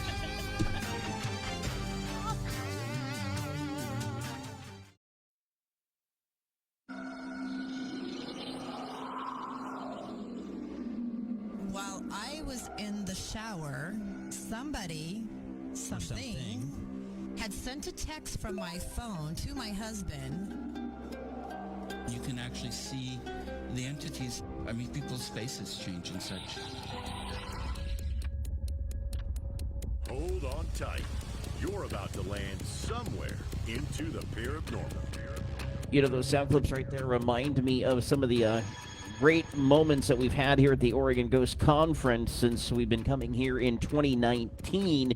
We've talked to just a handful of so many educational and informative individuals. We're joined by Jason Carpenter, and I include you among the group. You've taken a look at some of, I would say, some of the fringe subjects when it comes to ghosts. Host of Dead Rabbit Radio. How did you get involved in interest in the paranormal? Well, I think I was one of those kids who grew up in the 80s and was always looking at those Time Life books, Mysteries of the Unknown. We always had shows like In Search Of with Leonard Nimoy, all the way to Unsolved Mysteries. And it just was always so amazing, just not only the entertainment value, but the question, what is going on? And I was hooked at an early age. Big book reader back in your childhood? Yeah, way more than I am now. I read mostly articles online or magazine articles and stuff. But yeah, back then you couldn't stop me from reading books about weird cults or a natural phenomenon, Bermuda Triangle, stuff like that. Do you have some favorites? I'm a huge fan of Colin Wilson. He has passed away, but he does a lot of true crime and a lot of occultic stuff. He would look into that, and that was probably one of my favorites back then. And, of course, the Time Life Mysteries books. I mean, you can buy those on eBay now. They're classics. Yeah, so as far as ghosts, have you had encounters with these things? I have. I was one of those people that didn't have any encounters. I believed in them as a child, but it wasn't until I was 17 when I first heard a ghostly voice order me to stop reading. What did it sound like? It sounded like a deep male voice.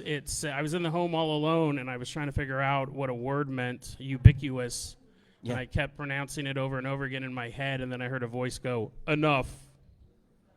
And I just shut the light off and went to bed. When I woke up the next morning, I realized how scary it was. Yeah. I was surprised by my own reaction, but it was basically something was getting annoyed that I was thinking the same word over and over again. And from then on, I began having paranormal encounters. In one particular location or all over? All over. Okay. Yeah, it was all over. At a certain point, I thought I was losing my mind. I was in my early 20s. I was afraid, this could be the start of mental illness because I was seeing shadow people.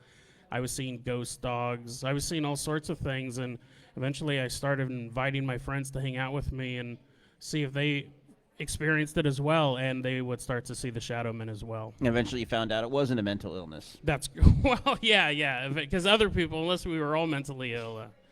Right, everybody's seeing it at the same time, maybe even sensing things a little bit differently. Yes. Each person. Absolutely.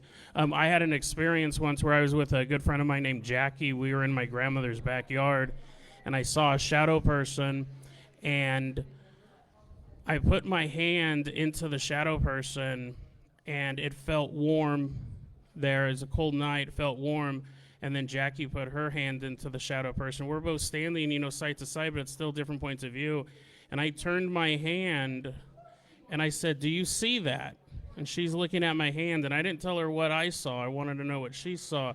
I turned my hand, and I said, "Do you see that?" And she goes, "2 of your fingers are missing." This is like real-time, in the moment, apparition. Yeah. You're putting your hand through this entity. Yeah, we were dumb. I mean, probably not the best thing, but that's what I saw. I saw that my pinky and the finger next to it, whatever it's called, was gone. It was black. I could only see these 3 fingers, and she saw the same thing. I didn't tell her what I saw, but she verified it. We both pulled our hands out and see. Yeah, that jives with me because I've heard similar examples of people's feet actually disappearing when they're walking. Okay. And they put 1 foot forward and it disappears. Yeah. Because they're entering some sort of I call it a portal. Okay. Yeah. Totally. It could be anything. Totally. Yeah, and the fact that I had another. If I had just seen it myself, I would have went, oh, maybe I was sleeping, maybe I was on some sort of substance, which we weren't. But when there's someone else who can verify it, then you're like, this is a phenomenon that's going on. There's a lot of fascinating things that we've talked about this weekend. Perhaps some of them would include ghosts not having eyes, therefore they can't see, but they don't need to see the way that we do. Also, ghosts without heads, we don't typically see them with heads for the most part. But there's also some other fascinating aspects of this, and you actually dive into this. And here at the Ghost Conference, one of the things that you discussed, I believe, is whether or not they can tell time.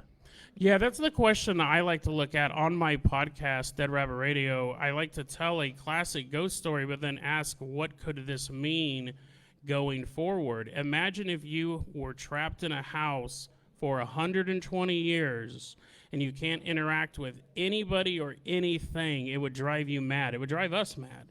So does a ghost actually experience every second of every day for 120 years, or do they perceive time in another way? Yeah, do they experience time like us, or does it flash by in an instant? Maybe they are not aware how much time has gone by since they passed. Yes, and that may honestly be even more disorienting. One of them would be extremely boring, and I think there's a reason why we can't put a human in solitary confinement for more than a certain period of time. Imagine if every time the ghost manifests, they can't control when that is, so they manifest 6 weeks after their death, and then when they manifest again, it's 3 years later. They've completely lost grip of reality. And since some ghosts are always at a haunted house, and sometimes it's occasionally I'll hear footsteps. The other, another interesting aspect is whether or not they are affected by gravity. Humans, we're bound by those laws. Up in space, not so much. And you consider a ghost as maybe, halfway between those dimensions. Are they bound by the same laws we are? It's an incredibly interesting question because we do see ghosts tend to be walking on the same surface that we do, the earth, right, or the same story of a floor, but they can also pass through walls. What happens when a plane explodes and people die 30,000 feet in the air? It spreads its debris all over land or water. Well, that's true. And do the souls, would the ghosts still be, if they died up there, would it be haunting 30,000 feet over the Pacific Ocean, or would the soul, the ghost, whatever it is, hit the ground? I mean, interesting question. Yeah. You would assume it would be at the point of impact. Or, I mean, not at the point of impact, but at the point of death, which might be right around the time the crash happened. Yeah. But who knows? Who knows? As far as sleeping and dreaming, is that something that we believe ghosts do? I mean, I can't imagine that they would sleep because they're not bound by the same characteristics as we are. I mean, if they can't tell time, and why would we assume that they're just like us? Yeah, all biological needs, I believe, don't exist. I mean, I'm no expert, obviously. We're all just kind of going off guesswork, but they wouldn't be tied down to any sort of biological need. They can't sleep. They can't eat, and eating is one of the huge pleasures of man, of being alive, is being able to have a delicious meal. That's been completely removed from them. And so, again, if you're not only existing in a house for 120 years, but it's 24 hours a day, you can't sleep. I told a story yesterday during my presentation of a ghost boy who kept this little girl who was alive living in this house, kept her up all night. And the mother was like, just tell him to let you go to sleep. And she goes, Mommy, he can't sleep. That's why he's so sad. And he wants us to be sad and scared because he's sad and scared. Well, it would explain why this activity is at all hours of the day and night, Yes. because they don't sleep. They don't sleep. What about if they're feeding off something else? What about if they don't, say, eat food, but they feed off of our souls or our energy? That's definitely possible. There's a theory called loosh, which is basically that you have entities that feed off of human misery. They could totally do that. They could also feed off of electrical energy. That explains why a lot of times recording devices or any sort of equipment, ghost detecting equipment, fails because they're actually drawing off of that energy. But I don't think either of those is good as like a delicious steak or 20-piece chicken nuggets. Like, that's something that we love as humans, and that's now been taken from them. Yeah, exactly. As far as what a ghost might look like in the afterlife, we've already talked about, they don't have eyes. Sometimes they don't have heads. Sometimes they don't have feet. I mean, you look at a ghost being, portrayed in a cartoon, and it's just kind of this jagged edge, and at the bottom, and there's no legs, there's no feet.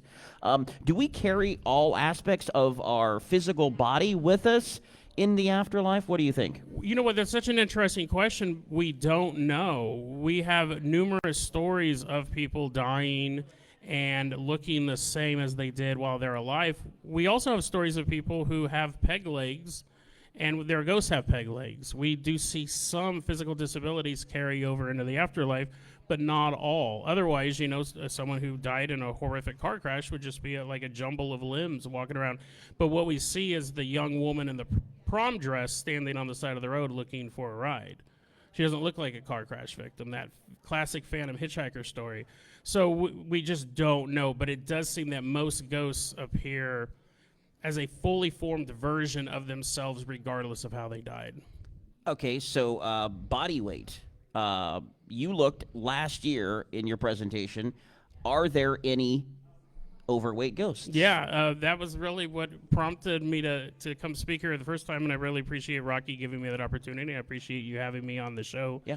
Into the Parabnormal as well. Why are there no fat ghosts? Obesity is one of the number one causes, or in the top two causes of death globally, but most ghosts appear thin. My theory was, because there should just be fat ghosts everywhere, my theory is that we appear, our souls appear how we visualize ourselves. I'm overweight, but when I dream, I'm not overweight. I'm of a healthy BMI, unless my dream is about me losing weight. In my dreams, I'm 200 pounds. So I think that that's how my soul would appear when I die. I will not appear like this, 300 pounds, I will appear as a 200-pound Jason. And that's why these things are so fascinating, because we don't fully understand them, and we may never until we actually cross over. Absolutely, yeah. And it's a mystery that we both want to solve and want to put off solving as long as possible. Right. Yeah. Meaning, kick the bucket. Yeah. Nobody wants to die. Sometimes I sit and I go, man, I really would like to know the answers to these questions, but I don't want to know that badly. Yeah, not at your own sacrifice. What's your favorite story that you've heard here from the Ghost Conference? My favorite story that I heard from the Ghost Conference. That's a tough one. Let me think. I'm trying to think of.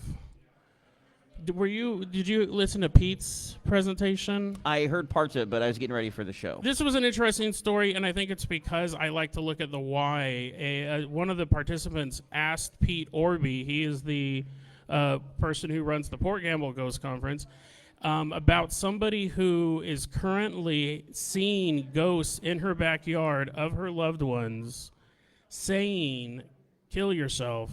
Come to the other side. We're waiting for you. Be with us. Be with us." Wow. And the person says, "Do you think that's authentic?" And Pete, as a paranormal researcher, said, "You know what? It's like that could be mental illness. Generally, spirit guides do not want you to hasten your journey over. That could be mental illness. It could be something else. But so those are the type of stories that interest me. I'm sad that that person is suffering. But that is that line. Sometimes when you hear voices, you have to ask yourself, is this a paranormal encounter, or is this something serious that needs to be treated? All right, where's Dead Rabbit Radio available? Dead Rabbit Radio is available on all podcast apps as well as Audible and YouTube. Appreciate you joining us here at the Oregon Ghost Conference. That's Jason Carpenter of Dead Rabbit Radio. We'll have more of our broadcast right after this.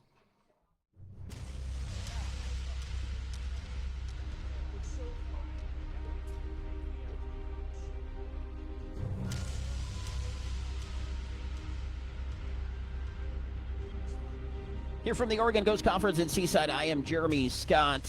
Went on a ghost investigation last night, and also a ghost hunt as part of the Oregon Ghost Conference, which if you have not taken part, I highly advise next year that you make your plans to do so. Rocky Smith, who will be joining us a little bit later on in the program, a wonderful tour guide. This was the first time I had a chance to check out Rocky's tour, and what a spot to do it right here in Seaside. He certainly knows his history, and to hear his stories that maybe 5-10 years ago, he wasn't much of an expert on the history of Seaside, more on the paranormal history of the Oregon City area. But he has learned the history of the Seaside area, been able to talk with the businesses, get a sense of what they're dealing with. And, many times these are hauntings and paranormal activity that people just don't want to talk about. They may feel that it's going to have a negative impact on business. They just don't want that publicity. They don't want to hear from ghost investigative teams who want to come in and do investigations.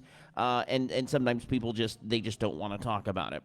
But when you get the little nugget here and the little nugget there, and you start to hear people validating what the other person said when they didn't talk to each other, and both people are strangers, and you're hearing the same thing from people, and then you're asking others, and they don't know what the responses to the earlier questions were, and you're starting to hear locations and areas where this phenomena is happening, and it's repeated, and then you can sort of get a sense of what is actually happening, particularly in this area. I mean, we walked here from the Seaside Civic and Convention Center right in downtown, couple blocks in each direction, and we had to have passed 10 or 12 places that have some sort of history. So if there's that many locations in a town of Seaside, which is a relatively small town, it makes me wonder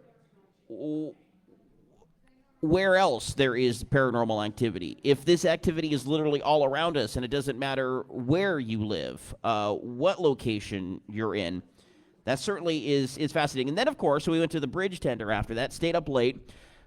I think folks can tell I'm a little bit tired. I got 6 hours, which is more than some people here. So I find myself fairly rested. But in the wee hours of the morning, went up into the the upper area, that would be the upstairs at the bridge tender, which they don't allow people in but once a year. Once a year, they allow the Oregon Ghost Conference to bring an investigative team in. It was Guardian Angel, Paranormal Society, Chris Califf and Matt Lytle from Ghost Loop were there as well, and actually went up with Matt's group into the upstairs area. And, of course, it's not an area that is used. There's a lot of old furniture up there, a lot of old receipts when all of that was done on paper. And we got to test out whether or not there was some sort of energy or some sort of spirits up there. There were a few locations where people were reporting that there were cold spots. When you would walk in from room to room, the energy would change. We used a device in which to communicate and indicate if there was a presence there, and of course did some pendulum work as well. And I got to put my hands on a pendulum and ask some questions. Very, very fascinating to get that opportunity to go up into the bridge tender and to check out the history that is, going back in some cases 100 years or more. Remember, this town, particularly that side of Seaside, burned down. This side is where the boardwalk is, and it is much more developed. And from what I understand, this back hallway here is haunted. I've been told that there have been a lot of experiences that people have experienced there. We'll continue our live broadcast from the Oregon Ghost Conference. I'm Jeremy Scott. Stick with us.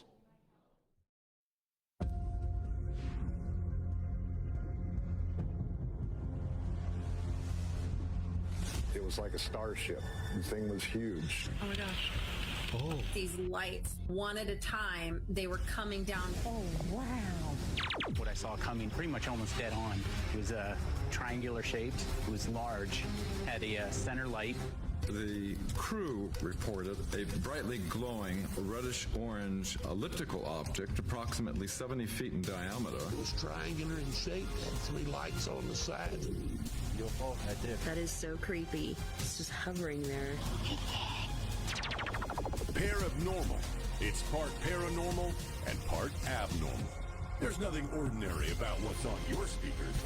Into the Paranormal with Jeremy Scott.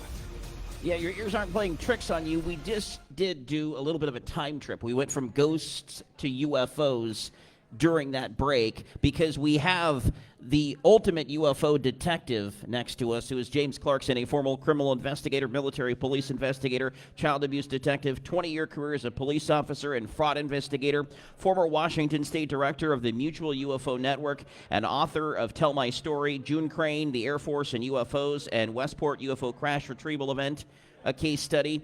We talked to you at McMiniman's UFO Fest in 2019, and my, oh my, James, has the UFO landscape changed quite considerably since then. That would be the understatement of the century. I like understatements. Well, it certainly qualifies. We've had testimony in front of Congress. I guess the most monumental thing for me, I saw something and heard something, and you can verify this online. There is now a legal definition for non-human intelligence and unidentified anomalous phenomena. And I never thought in my lifetime that I would see written into a piece of proposed legislation definitions about those subjects. We have turned a big corner. We're in a new world. And it's really taken the politics out of it, because this is not a political issue. This is not Republican versus Democrat. This is not left versus right. This is right there in the middle. There are people on both sides who want the truth to come out, and you have congressmen, representatives on both sides of the aisle actually working together on this legislation, which is exciting. That's one of the best parts of it. Now there are sides in this. And I guess it would be best summed up. I met one of the key figures at the Roswell UFO Festival in 2022, which was the 75th anniversary of the famous crash and the retrieval and the cover-up. Lou Elizondo was 2 tables down from me. And I got to meet him. And actually, I went up and kind of confronted him, not in a rude way, but I said, you know, I've got a bone to pick with you because I got some real questions about what's going on. And we talked for a while, and I walked out of there feeling like I made a new friend. And he said, I will tell you, and you need to be aware of this, there are white hats and there are black hats. And he said, I can't tell you everything, but you have to trust that I'm a white hat.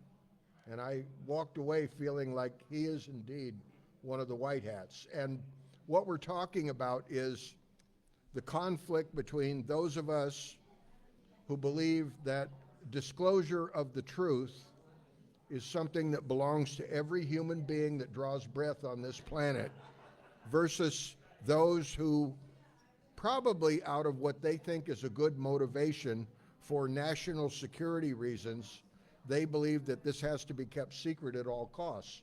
And we are engaged in an ongoing conflict. There's no doubt about that. And, you know, my new goal in life is that I want to be a big annoyance to the secret keepers. I'm sorry, but I can't say it any differently than that. You said that 5 years ago, and you're still as ornery as ever, aren't you?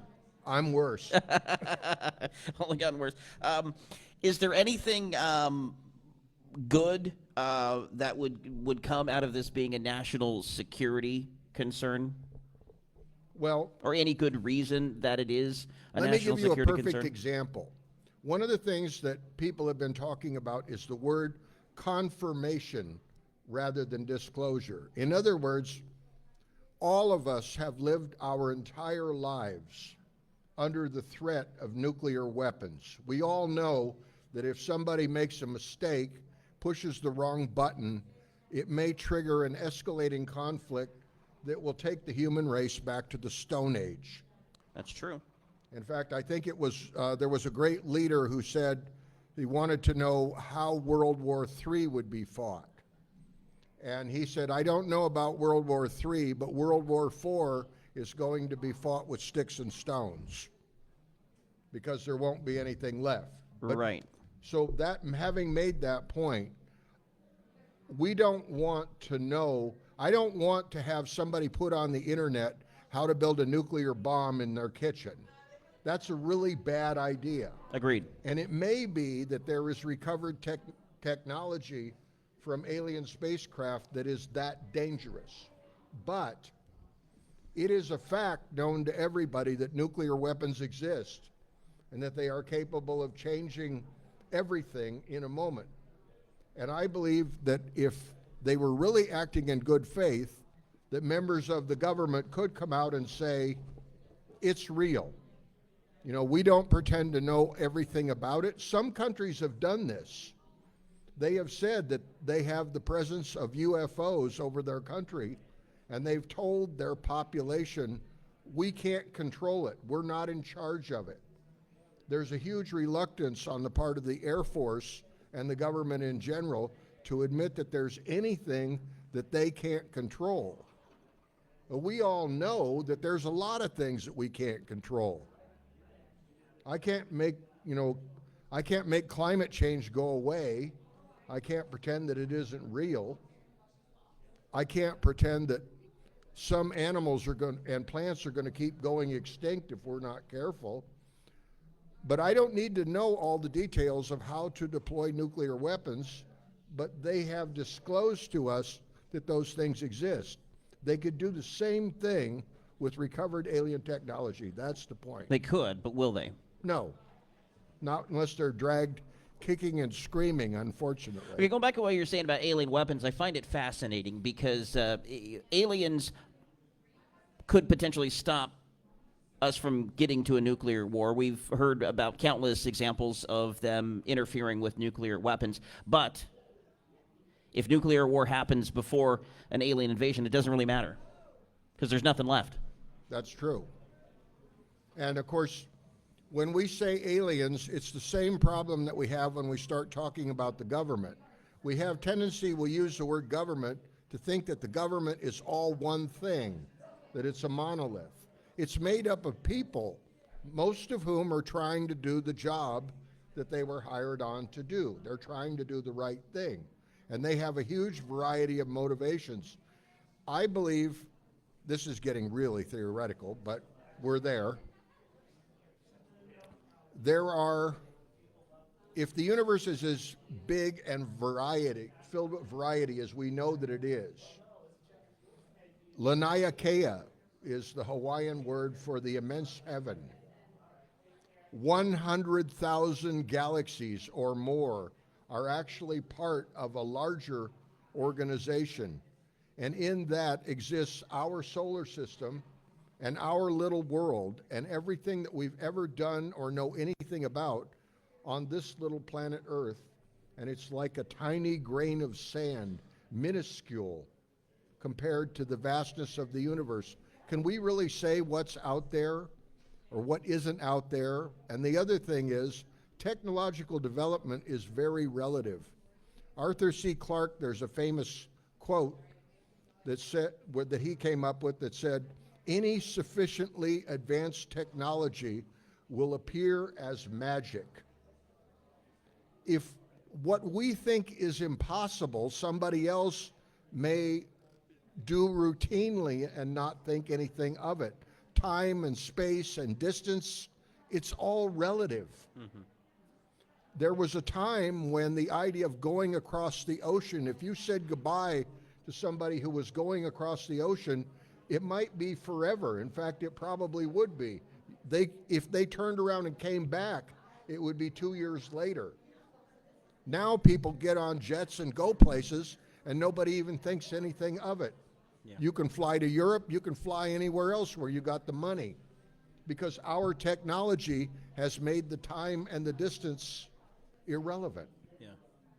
So are there special interests involved then in this whole shell game when it comes to disclosure? And is it possible, like David Grush has said, the whistleblower, that this is operating without congressional oversight, that even those at the highest level, and we could even throw the president in there, they're not in the know because it's a shadow organization, black ops? Absolutely. What they are is a hybrid between government and private contractors. You have special access, compartmentalized projects that have restricted, what they call a bigoted access list. In other words, and they're waived oversight. There is no official regular oversight, and they get to decide who even knows about them. Mm-hmm. There is if you go back to 2022, United States Representative Michael Gallagher, there was a meeting in front of the Intelligence Committee. There were two representatives. May of 2022. Exactly. There were two representatives from the Defense Department who basically went out there and did a dog and pony show. Mr. Bray and Mr. Moultrie. Yes, and they're representing a multi-billion-dollar Defense Department. And they don't know about Malmstrom. Well, they also didn't know how to run a 5-second video. They fumbled it. They were stalling for time is what they were doing.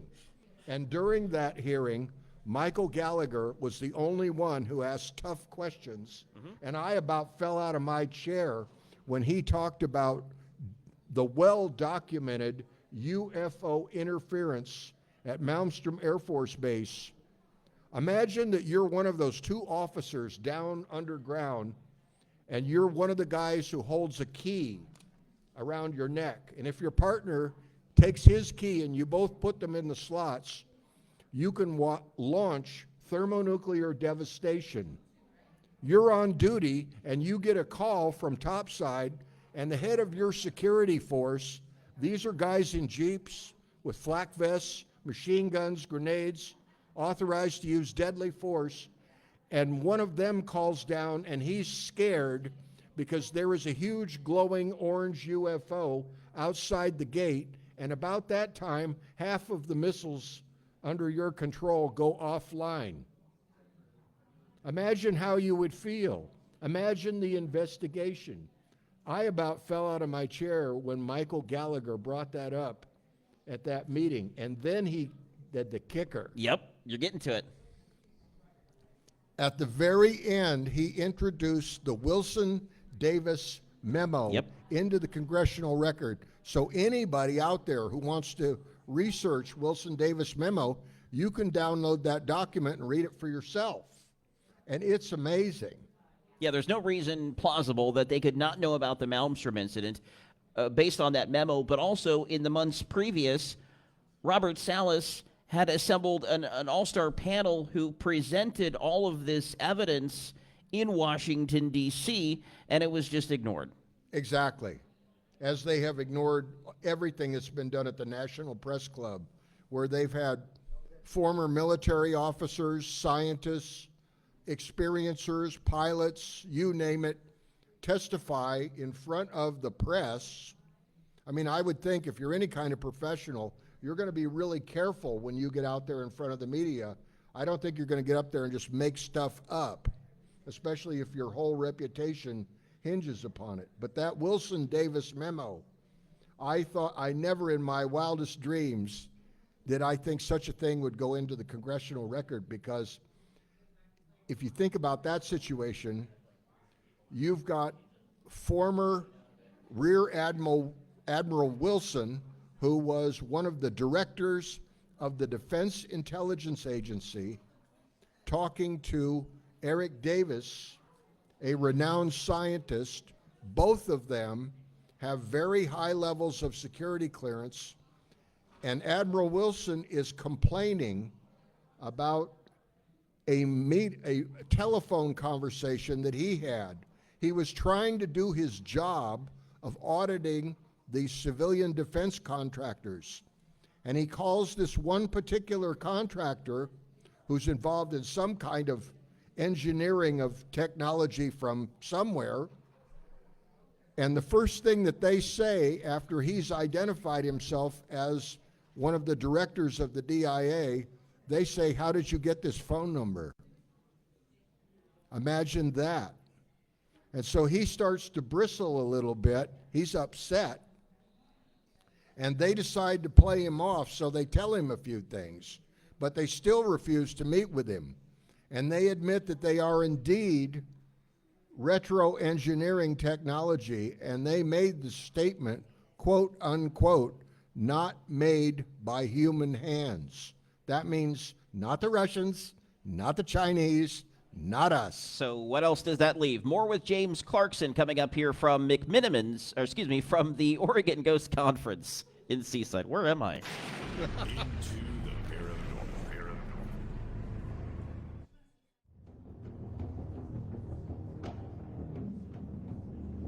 We've landed our UFO here at the Oregon Ghost Conference in Seaside, and we're talking with James Clarkson, his website, jamesclarksonufo.com. This day and age that we're living through is quite monumental when it comes to UFO disclosure. Did you ever think we'd get to this point? I mean, you've been doing this an awful long time.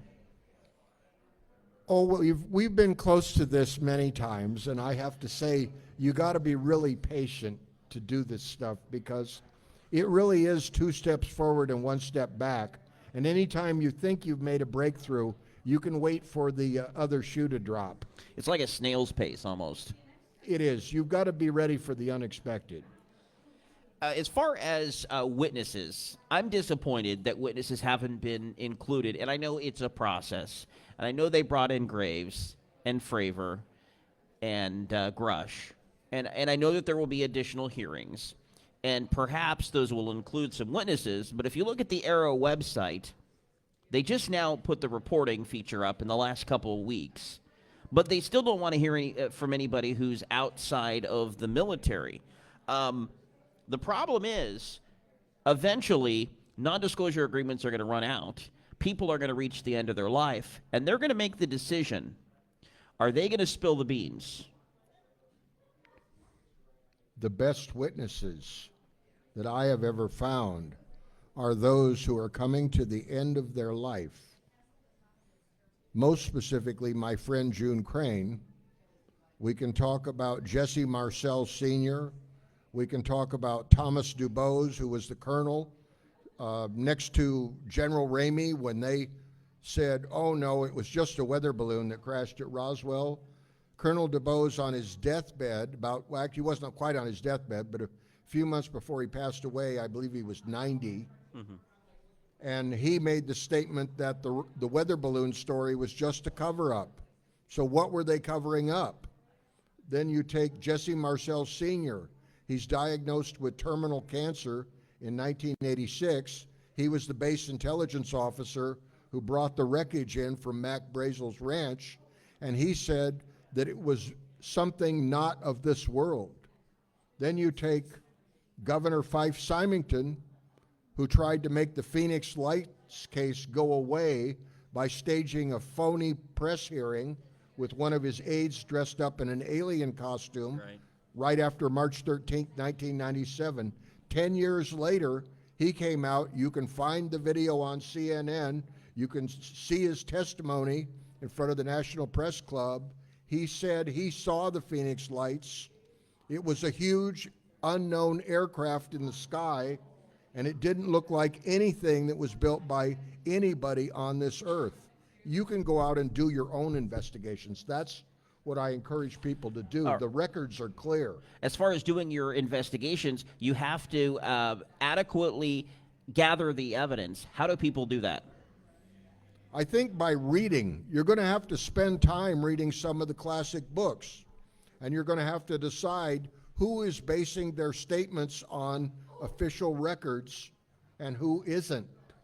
But we have a huge, rich UFO history, and most of these people, pilots, police officers, people from all walks of life, I could get them qualified in any court of law to testify as reliable, responsible witnesses.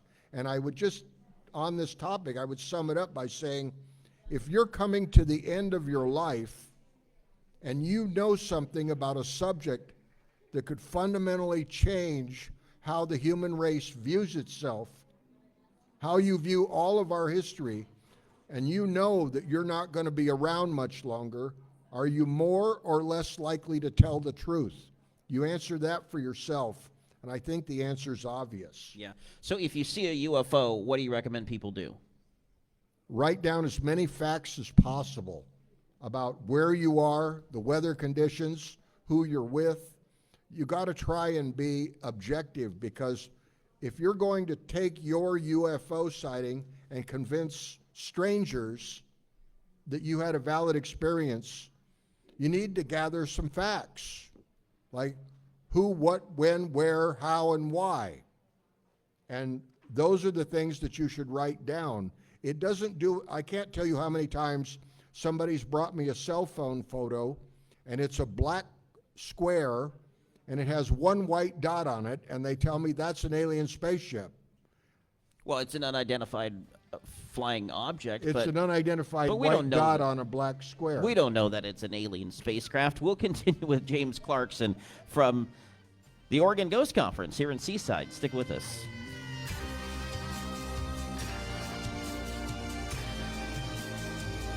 Miss a show? Into the Paranormal is free on all the top podcast apps. There's a parallel universe, a veil that separates us from all we perceive. True reality. Open the gate, let the truth be known. It's more than meets the eye. We're not alone. Into the paranormal. Into the paranormal.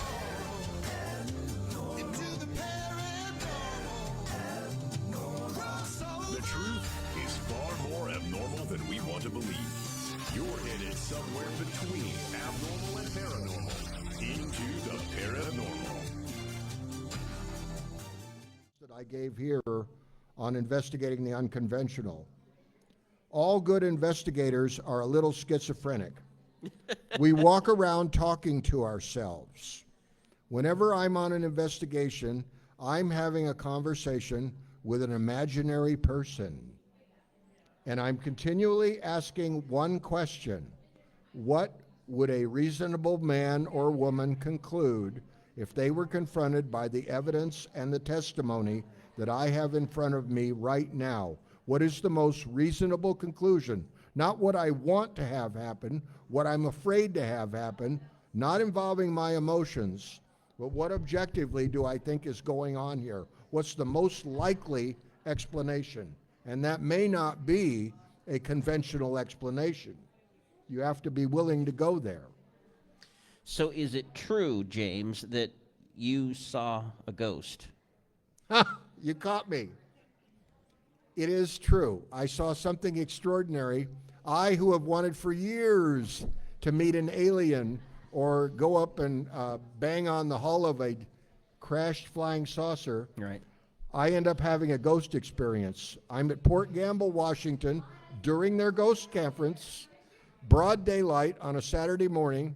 I'm going back to the theater building that was built in the mid-1800s. The theater is on the second floor. On the first floor are the men's room and the women's room and their little post office. The men's room is a long room with one window up high. It has a sink, 2 urinals, and a toilet. I can see in there plainly there's nobody else in there. I go in there to use the urinal. I can plainly see my silhouette against the wall behind the urinal. My head, my shoulders, everything there. All at once, with no warning, a taller man comes up behind me, and I can see his shadow superimposed on mine. And I heard nothing. I quickly look over both my shoulders. There's nobody there. Now I'm beginning to get a little worried. I'm thinking, this is not going the way I wanted it to. I move down to the sink to wash my hands, and I know this sounds really weird. I heard a voice in a room where I'm all alone very plainly say, calmly, "Brother, you are welcome here." And I kind of said, "Thanks." And I headed out the door pretty quick and went upstairs. And told the first person you saw. Yes, who happened to be Pete Orbay. I knew I wanted to talk to him. He's the city manager, and he does ghost walks at Port Gamble. In fact, he has a table across from ours here at this wonderful conference. Yeah. So what did he tell you about what you saw? Well, he said that the men's room has a reputation for people seeing things. Not the women's room, but the men's room. Who says ghosts don't have a sense of humor? Well, it goes back to what we were talking about, some of the peculiarities of ghosts. Apparently, ghosts may abide by the appropriate restroom in the afterlife. That may be it. James, thank you so much. James Clarkson, UFO, his website. Go pick up his great books if you're here at the conference, or you can pick them up online. Tell My Story, June Crane, the Air Force, and UFOs, and Westport UFO Crash Retrieval Event. A case study, highly recommended. I think we're going to talk to him down at McMiniman's here in a couple months, so looking forward to that. And now we're going to do the revolving door, I guess is what we're going to call it. We're going to welcome on Valerie now, who's with St. Ignatius Hospital's Ghost Tours. St. Ignatius is in historic Colfax, Washington. It was the first hospital to serve Whitman County, and the first death took place, I understand, not long after it opened. In the late 1800s, and all that remains now are the spirits of the past. It is now open for historic tours and ghost tours as well. Is that correct? Yeah, that's correct. Yep. So tell us about this hospital. I mentioned it opened up in the late 1800s. I know it had, tuberculosis patients that were some of the first to be treated there? Yeah, we had TB patients, and a lot of the patients that came in, because we're a farming community, it's only a town of 2,700 people, so lots of farmers would get hurt, or loggers would come in, and the railroad was coming through, so lots of railroad people would come through, and we were also the first hospital that had the Spanish influenza. So 200 little kids passed away there with 2 nurses. So lots of different things, but stayed at hospital till 1968, and then in 1968 it was sold and it became an insane asylum until 2003. Oh boy. So it hasn't been closed for that long, and I came in 2015 to try to save the building. And actually, one of the first deaths, going back to what you were saying about the railroad, was a railroad employee who I understand was crushed between two rail cars. Yeah, E.F. Martin was crushed, and he was a young man. I think he was like 38 years old, had a family back in Missouri, and he was crushed between two cars. And we often, on our phasma boxes or spirit boxes, will hear train whistles, and it'll usually say his name after that. So we do think he still is in the building. Interesting. Are there other spirits there as well? Yeah, so some of them are from the developmentally disabled times or the insane asylum times. And so some of those people we knew because I grew up in Colfax, Washington, and so in the 1980s they would come watch my volleyball games or basketball games, and so a lot of them all recognize the voices when I hear them. So we have Rose, we have Joe, we have Richard, so a bunch of people that I actually knew. So we do have just a variety, anything from hospital times to insane asylum times. You learned these names through what methods? So we use a phasma box. We also use spirit boxes and EVPs. A lot of times we'll hear them on the recorders. Okay. They'll actually say their names. And so are you asking for some sort of response when you're getting that? Yeah, usually we'll ask, like, what's your name, or when were you here? That's kind of the big question we ask because it was two separate purposes, hospital and then an insane asylum. Do ghosts always tell the truth? They don't. I don't think they do. I don't think they do. So the name that you get may not necessarily correlate, but in this case it did because of the history, right? Yes, yeah. So as far as the other spirits there, I mean, you told us about the kids, the TB patients, the railroad employee. I mean, that's enough. Are there more? Yeah, there are more. A lot of times we'll hear a nun. There's stories of a Sister Johanna who died in 1929, but the nurses kept a book after 1929 because she was the nun who we think passed people on to the next level. Because they would say she would come in and rub their hand, and she was Swedish. And when the nurses would look back, they were like, there is no Swedish nun. She passed away in 1929. They kept the book all the way up until the 60s when they closed. And we have that book.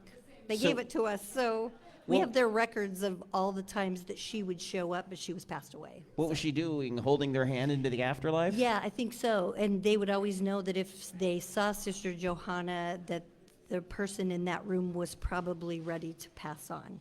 Two people did live and actually told the story, and we got to talk to them. What did they say? They said that the Swedish nun came and sat on their bed and rubbed their hand and just kept saying, it was okay, you can go, you can come with me, and they didn't go. So a comforting presence. Yeah, I think she was the one that was going to help them. Were all the spirits that way? No, I don't think so. I think some are, I wouldn't say mean, but kind of jokesters. And so, like, when you say they don't always tell the truth, I don't think they do. A lot of times we'll ask, where should we go next on the tour? Most of them will say either the attic, which was where the nuns lived, which is terrifying up there. They don't like men. So a lot of times when men go up there, it gets super active and mean. And also there's two guys that always tell us to go to the basement. And the basement is also a really eerie location. Is there a significance to that? Yeah, well, so the last people to live in the basement were the tube feeders and the non-ambulatory residents, so vegetative state. And their tube feeding machines are still down there. And a lot of times the names will correlate with the names on the wall downstairs. So there's a Tim and a Mike, and they usually are the ones that tell us to go in the basement.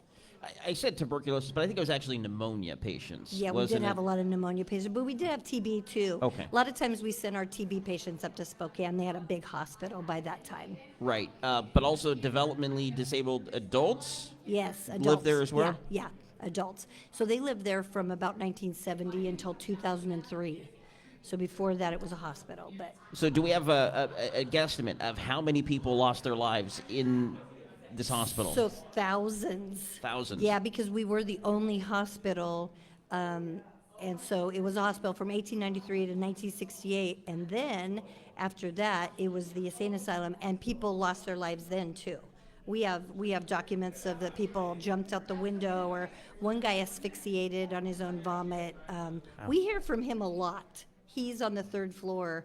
We had ghost hunters come in from TAPS, and they wouldn't leave that room. They said that they just kept talking to him the whole time. What, do you get gurgling noises or Yeah, something yeah, like that? and then they just kept saying that he was choking. Yeah. And some of them felt like they were being choked. Maybe even the smell of Yes. that moment, the stench of that overcoming them? Yeah, they said it was just the weirdest feeling. When we looked into it, that's when we found that Patrick had passed away there and asphyxiated. And nobody checked on Yeah. him, so it was hours before someone found him. So explain your organization's role. Are you the caretakers for the hospital? Are you Yeah. the only investigative team that gets to bring people in for tours? How does that work? Yeah, so I've been through 4 owners, and I started it back in 2015, and we really just wanted to save the building. So we were deemed the most endangered building in Washington State, and that means that you need to save this building. It was built by Mother Joseph. It was the last building that she built. So there's a significance there historically. So we came in and we're like, okay, we need to find a new owner. And I think the way that we could do that is by doing these tours. We knew it was haunted. All the neighbors and everybody has always said it was haunted. So we came in, we're like, okay, we're gonna get this on TV shows and podcasts, and we're gonna find a great owner that's gonna save this building. So 4 owners later, every time I was like, I don't have to do the tours anymore. You can just take over. And they were like, oh, no, we want to keep doing the tours. So this last owner's been great. I have a partnership with him. He puts his money back into the building, and he has done so much to save the building. We'll talk more with Valerie from St. Ignatius Hospital's Ghost Tours when we continue from the Oregon Ghost Conference in Seaside. I'm Jeremy Scott.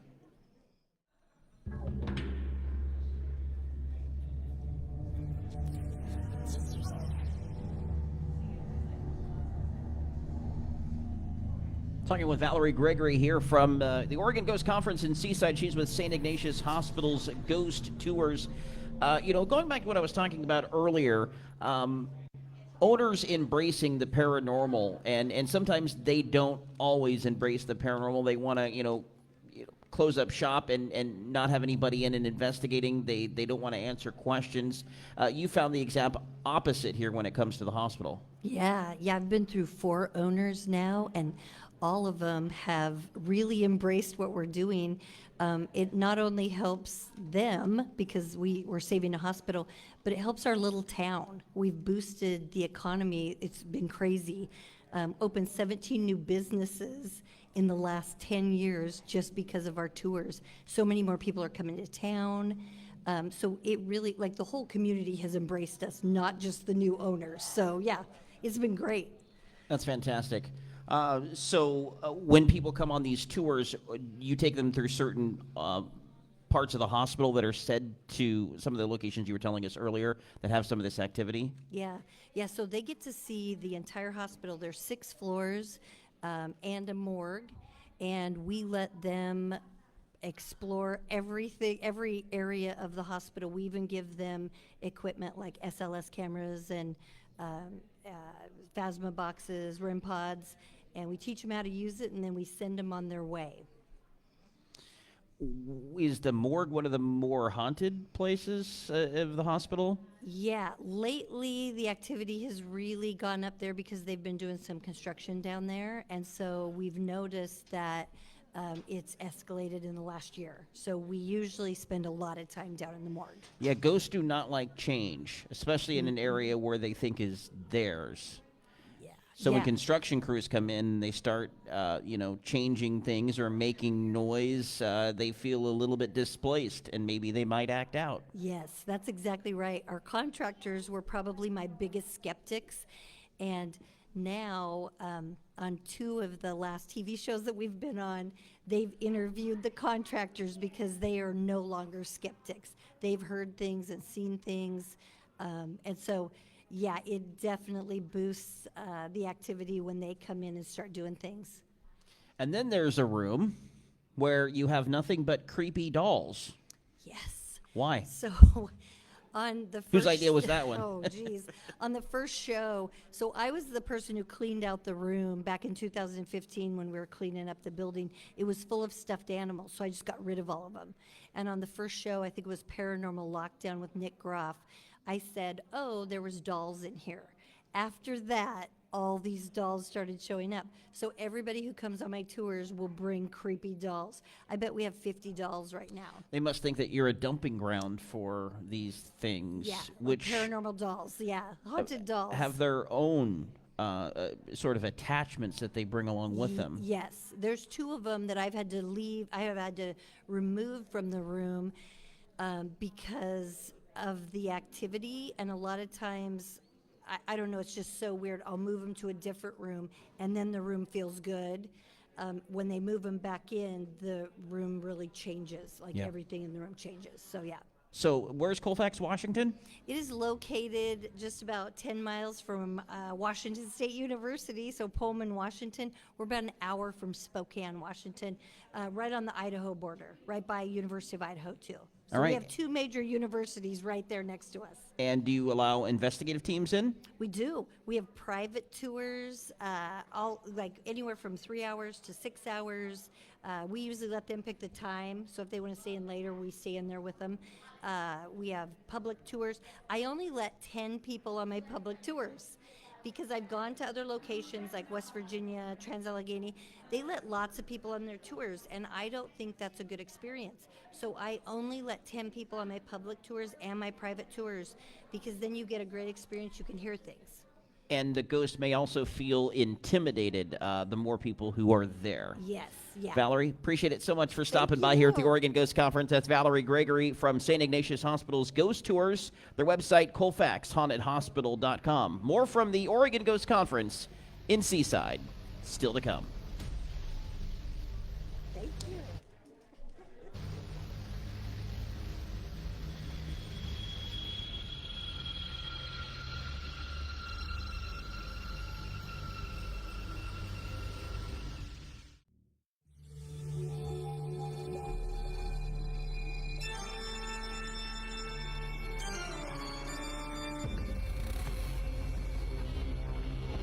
At the bottom of the old elevator shaft near Portland's infamous Shanghai tunnels, a delivery man recently claimed he saw an apparition. From strange sightings at Hoodoo Antiques to reports of paranormal activity at Old Town Pizza, you know, Portland has a very haunted history.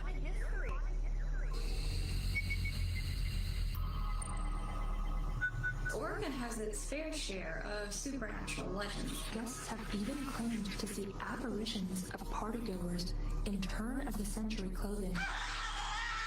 I've been in here when there isn't any guests, and I hear, creeping everywhere. Yeah. Seeing a picture fall over.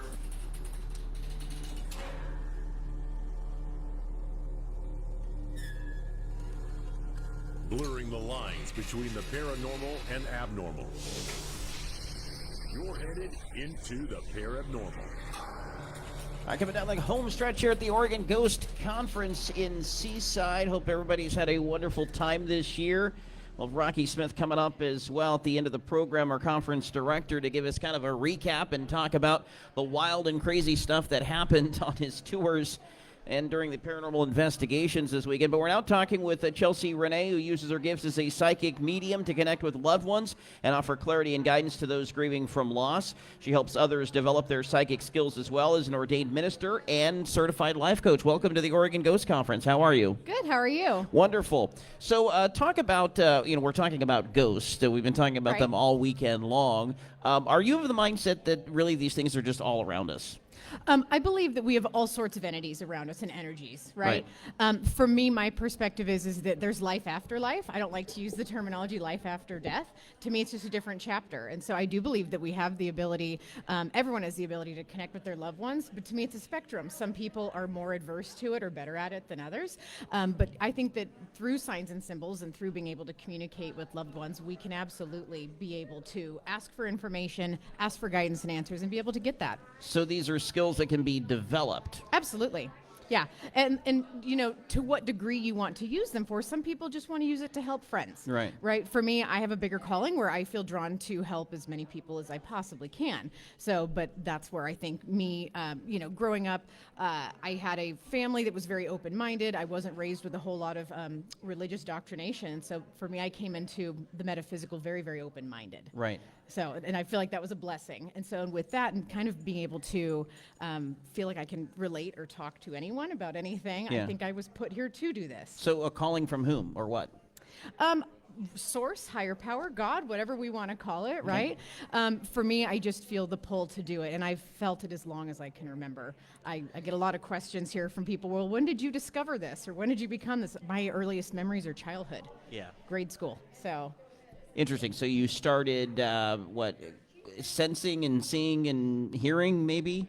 So when I was younger, so grade school days, I would see spirit physically with my bare eye. I could hear them, but maybe not as clear as I can now. I was in a car accident when I was 16 that I should have passed in, and I don't know if that trauma kind of kicked that on, but it flipped my gift to where I could hear them clearer, but then I couldn't see them anymore. Right. So more, if I see them now, it's more in my mind's eye. So maybe that part where you crossed over and then came back has something to do with it? I'm going to say I'm sure that had some kind of impact. Okay. I've also met a lot of other mediums in the industry where they also would have some kind of trauma they experienced in their life that was, you know, outside of maybe being teased in school or little things like that, but like a major trauma, like a death or a near-death experience, where that was also when they noticed their gifts kick on. So I've kind of wondered if there's something to that. What are the most common ways that you've found that these spirits or ghosts or whatever we're calling them try to communicate with us? The biggest thing I really find is with signs and symbols, and some common ones are feathers.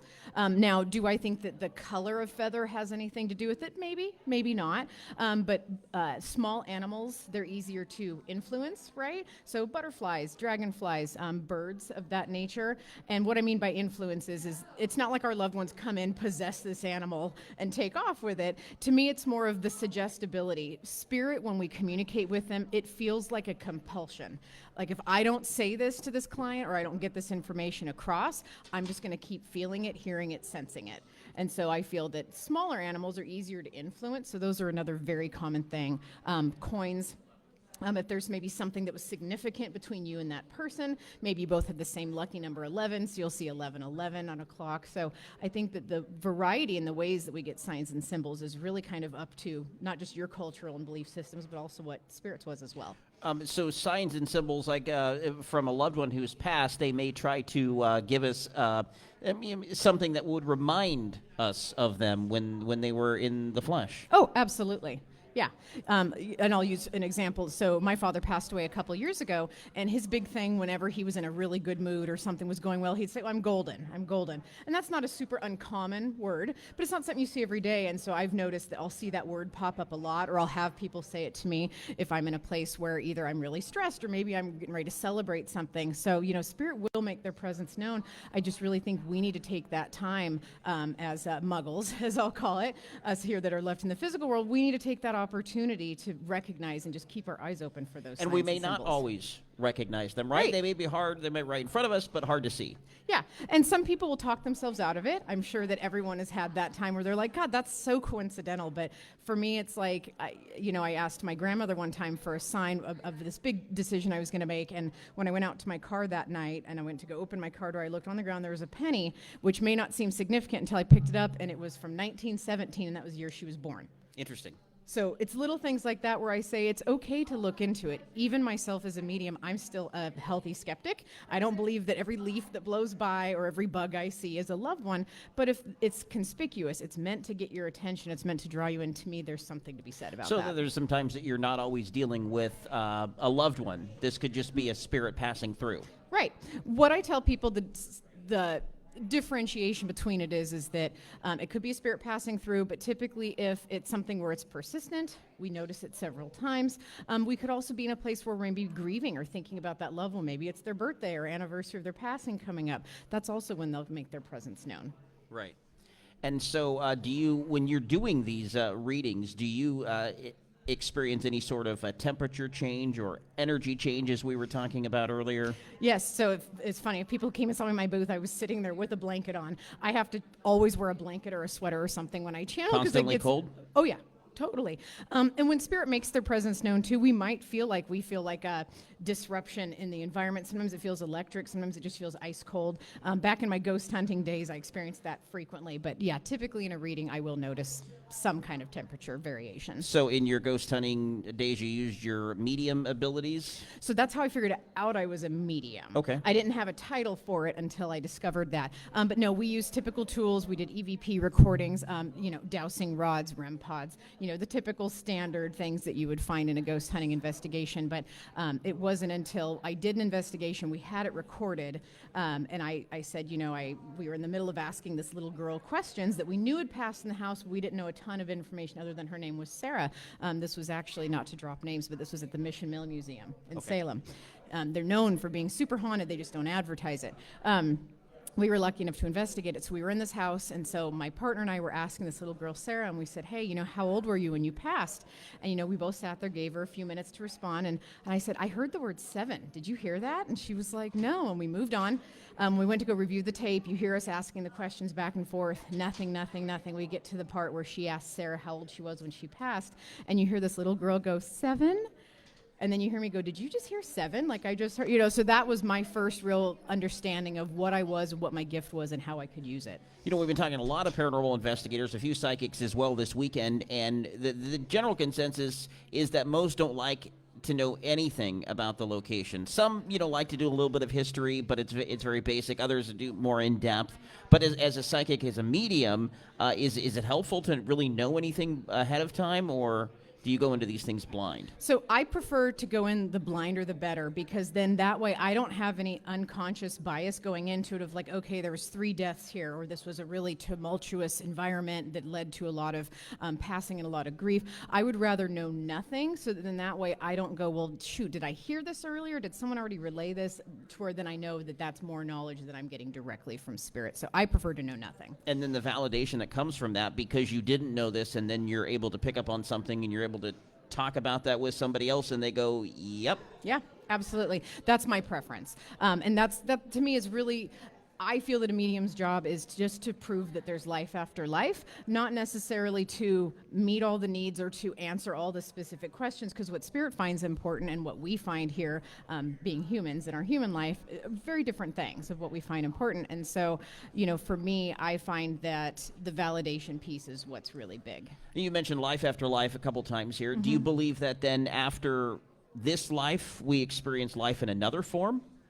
I'm going to say yes, but what we think of as life, I feel, is very different. To me, I feel like the other side is just energy and different forms of it. And so how we choose to describe that and wrap our head around it, I think, is subjective. But for me, yes, I do believe that there is some other plane of reality where our souls go to exist. Do I think that it's a fluffy cloud in the sky? No, I don't know.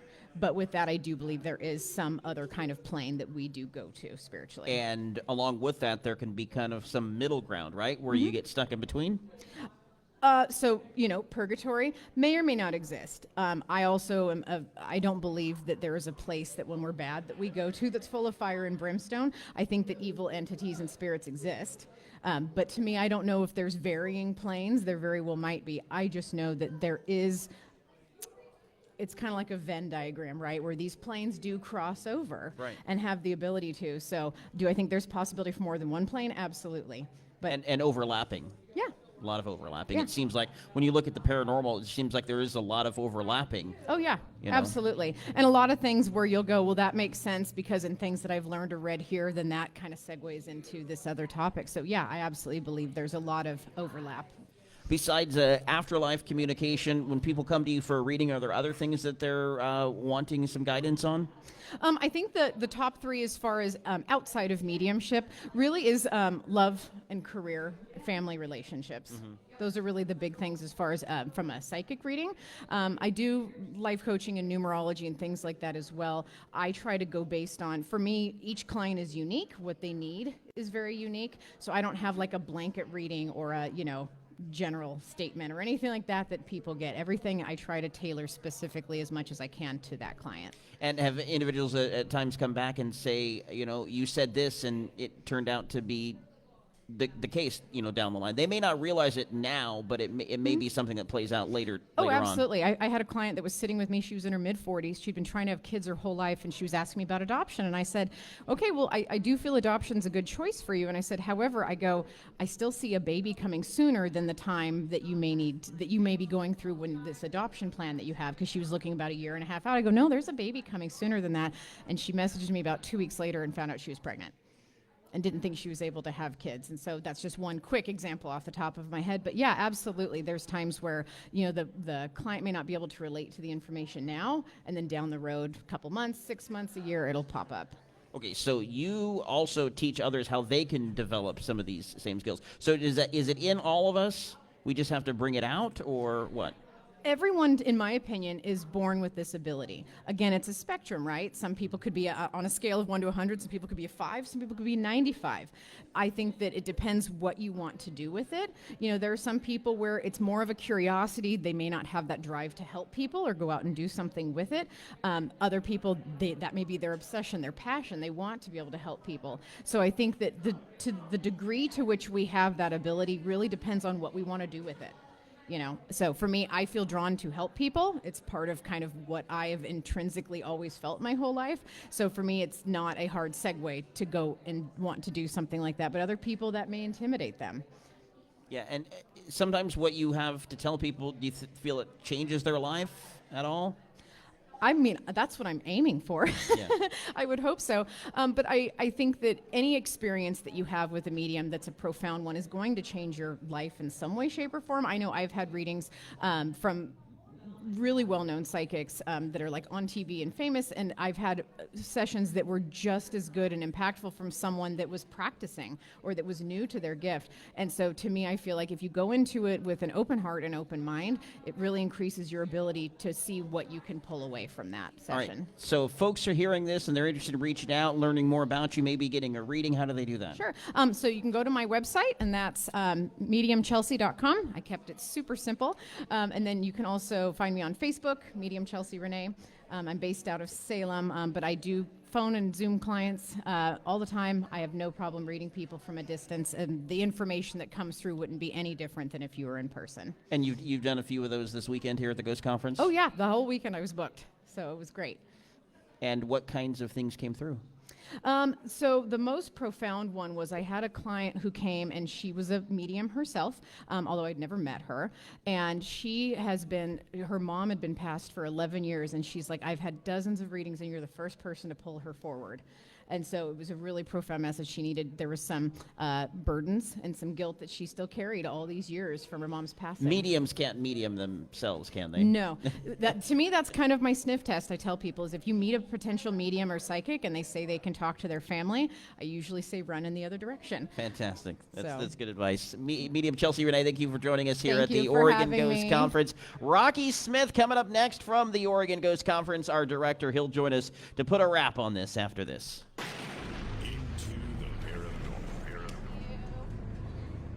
Thank you so much.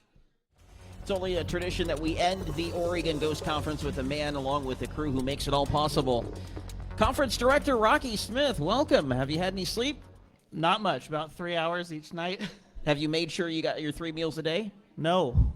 Yesterday I had a cheeseburger and a blueberry muffin. And today I had a grilled cheese. They have the Rocky Special. Here at the Ghost Conference? Grilled cheese and tomato soup, $8. Pretty good deal. Okay, yeah. So that's your go-to? Rocky Special, yep. I learned a few things about Rocky this weekend, and I knew he had just an incredible mind for history. I also learned that you're a big soda drinker. which I have to Yes. give you props because you're drinking water. I'm trying to drink more water, but yes, I drink a lot. So I did have a Pepsi bottle on the tour. I'm pretty actually careful with it. Like even if I drink water on the tour, it's ridiculous. But I usually peel the label off, so it's just a clear container, as if that's less historically correct All right. or more about. Some people here have not heard the story about this building right Yes. here being haunted. Yes.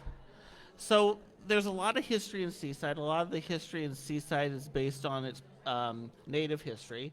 And so there is a lot of difficulty with kind of researching the city of city's history because of fire and different stuff like that. But so we don't really know why this piece of property where the convention center sits is haunted, but I think it may have some to do with some of the native past of this place. There is a hallway here at the convention center that we were always told was haunted and active. In fact, one of the things that was mentioned to me when the city of Seaside wanted us to move the convention here was, well, the convention center is haunted, because the part of the tradition in Oregon City was to have a building. When we started the event in Oregon City, have the event venues be haunted, right? And if you can have the convention center be in a haunted place, that is even better. So I think it was one of their sales pitches to me to bring it to Seaside was, well, the convention center is also haunted. And it was a hallway. It's basically on the west side of the building, which used to be open to the public. Now it's kind of just a corridor for loading docks and all that, so it's not as accessible to the public. But it's still a very active place in the sense that you feel a heaviness there. People have had sightings of apparitions there. And there's several stories associated with that hallway. They were, for a time when we were planning the first conference, they would be sending me security footage of some of the hallway. Like they'd see something in the hallway and they'd say, "What do you think of this?" Things I like think that. we just set off the EMF meter or something. Yes. But no, I wanted to tell you this last night, but it obviously wasn't the time to do it because we were on a private tour, and I didn't want to monopolize anybody else's time. But 2 years ago, I stayed at the Ebb Tide. Okay. Yeah. Okay. Right. And that's a hotel here in Seaside. It's like that way. Yep. And it's spring break, so there's lots of kids around. Absolutely. Yes. And I didn't really think much about it until I heard your story last night. Sure. Which is that people in the pool area at that specific hotel hear children's voices when there's no children around. Right. And we talked about this a little bit last night. There is several hotels on the promenade, which on the oceanfront, that basically have similar stories. And if you go back to Seaside's history, the promenade had a lot of bathhouses and things like that. So it was a place to come to the beach. Plus, families came here forever. It was always a place of entertainment and fun. And so, as we talked about, not all spirits are in agony or whatever. There's some that are just going back to the place where they love. And when you're hearing those kids playing in the pool or running around the pool at 2 or 3 in the morning, and there's no one there, it becomes something that both employees and people that stay at the hotels talk about. And I mentioned it earlier. It's really tough to sometimes get the history, and we got to give you kudos because you said 10 years ago you knew nothing about the haunted history of Seaside. Not for lack of trying, but because these stories are just kept under wraps, decades upon decades. Partly they're kept under wraps, and some of it's because of the sensitivity of the topics, whether it's the native history or whatever. But other things are, what are people willing to share? You mentioned this, whether they're willing to share this about their own business, etc. But it is a puzzle, like you said before. You put little pieces together. You have to build a relationship with the community in order that they are able to tell you these stories and share things with you. And I think it's pretty important to be careful about what you talk about as fact. Like I was clear on the tour last night. These are things that I know. These are things that I've proven. Some of these things are something we're guessing, or what does this lead to? Because there's usually a lot of questions, and sometimes it takes 5 or 10 years to put all these pieces together and really determine what's causing something in a particular building. And sometimes you never get to it. I have so many mysteries that I'm working on that fascinate me, like the and one some across. Some of the best parts of the conference or of this experience is you get somebody telling you a story that then you validate months, years later. Right. And I have people tell me stories on my tours. Anyone that's a vendor at a ghost conference knows that you're going to hear a bunch of stories from people. And I kind of put the first story I hear from someone about, let's say it's a specific building, and the owner says, well, I had this experience. And I say, okay, well, that's interesting. At first, I kind of just blow it off. I listen to it, and I keep it noted down, but I don't take it too seriously. But maybe a year later or 2 years later, someone's now renting the same building, and they say something pretty much the same. I was given an example on the tour last night where in one night in Seaside, I got 3 different people who didn't know at separate times in the night that we're talking about the same building and in the same place. And so it's like, okay, there's something to this. And then you say, okay, well, what was the history of that place? And then if you can get that, you might start narrowing down what the cause of that is. But it's a long process. Once you can get a name, then you start researching newspapers, and you go deeper and deeper and deeper. But it takes years. Right. So what is the best story of the weekend? Oh, my gosh. Besides amazing attendance and engaged attendees. I know that the attendance is up. I haven't looked at any of the paperwork or whatever. I've been going to, going nonstop. But I know it's busier this year. But what's the biggest story that happened this weekend in terms of the something that happened on one of your tours, maybe during an investigation, or somebody come up and tell you something that made you fall off your chair? Boy, let's see. Don't fall off your chair. We had, what can I say? Okay, let's talk about this. Bridge tender, upstairs at the bridge tender, there's children up there. You were there last night. Yeah. I am a school teacher, and I've found that when I go to haunted places, kids follow me. So at the bridge tender last night, we were working with pendulums, and people were asking questions, and they were asking questions to the madam, and I said, I don't think it's the madam, I think the kids are up here. And so they were asking questions whether the kids were up there, and the kids were up there. But that was a small, tight space in the upstairs of the bridge tender. Incredibly, it's hot, stuffy up there. So we had maybe 12 people in a circle of around, less than 10 foot space. Right. Where we're questioning kids, and we're circled in on these kids, and we're doing this pendulum. And I said, I don't think that's comfortable. If I was an adult and was surrounded by 10 people asking questions, I'd be uncomfortable. And all of a sudden, to my right side, I got instantly cold, and they were right with me. It's happened to me before, and I always try to go up to the upper floor of Bridge Tender to say hi, because they know I'm in town. And I mean, the spirits in the city know. It's kind of like Oregon City. First night of the season, whatever, I get to Seaside, I walk down the street lights go out as I walk by, things happen, it's like, okay, they know I'm here to tell their story, and that all these people here to tell their story. And so those little kids were right by my side because they knew that it was someone comfortable, and it's intimidating to have all these questions. The rest of us were strangers, but they knew who you were. Right. But it's also in the way I think we investigate. We want to have these direct questions and whatever and want instant answers, but that's intimidating. I would think it would be intimidating to a kid if you were just being asked questions and kind of surrounded by people in black clothes and just, whatever. It's like, okay, that's uncomfortable. So I felt it was a connection to me back to Bridge Tender, saying they still know who I am and they still know that I'm here, even though I'm here once a year, really. Yeah. Still opportunity for folks to come down on one of your tours around Seaside. You're doing these the rest of the week down here at Spring Break. It's going to be, and we already saw that we've seen the crowds all weekend, but it's going to be the next 2 weeks with Oregon and Washington in their spring breaks. Yeah, so I'm really excited.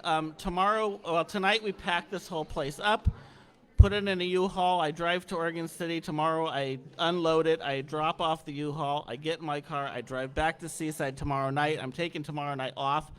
But Tuesday through Sunday, I will have a pop-up shop on Broadway next to the Bridge Tender. In the haunted Bridge Tender. Yep.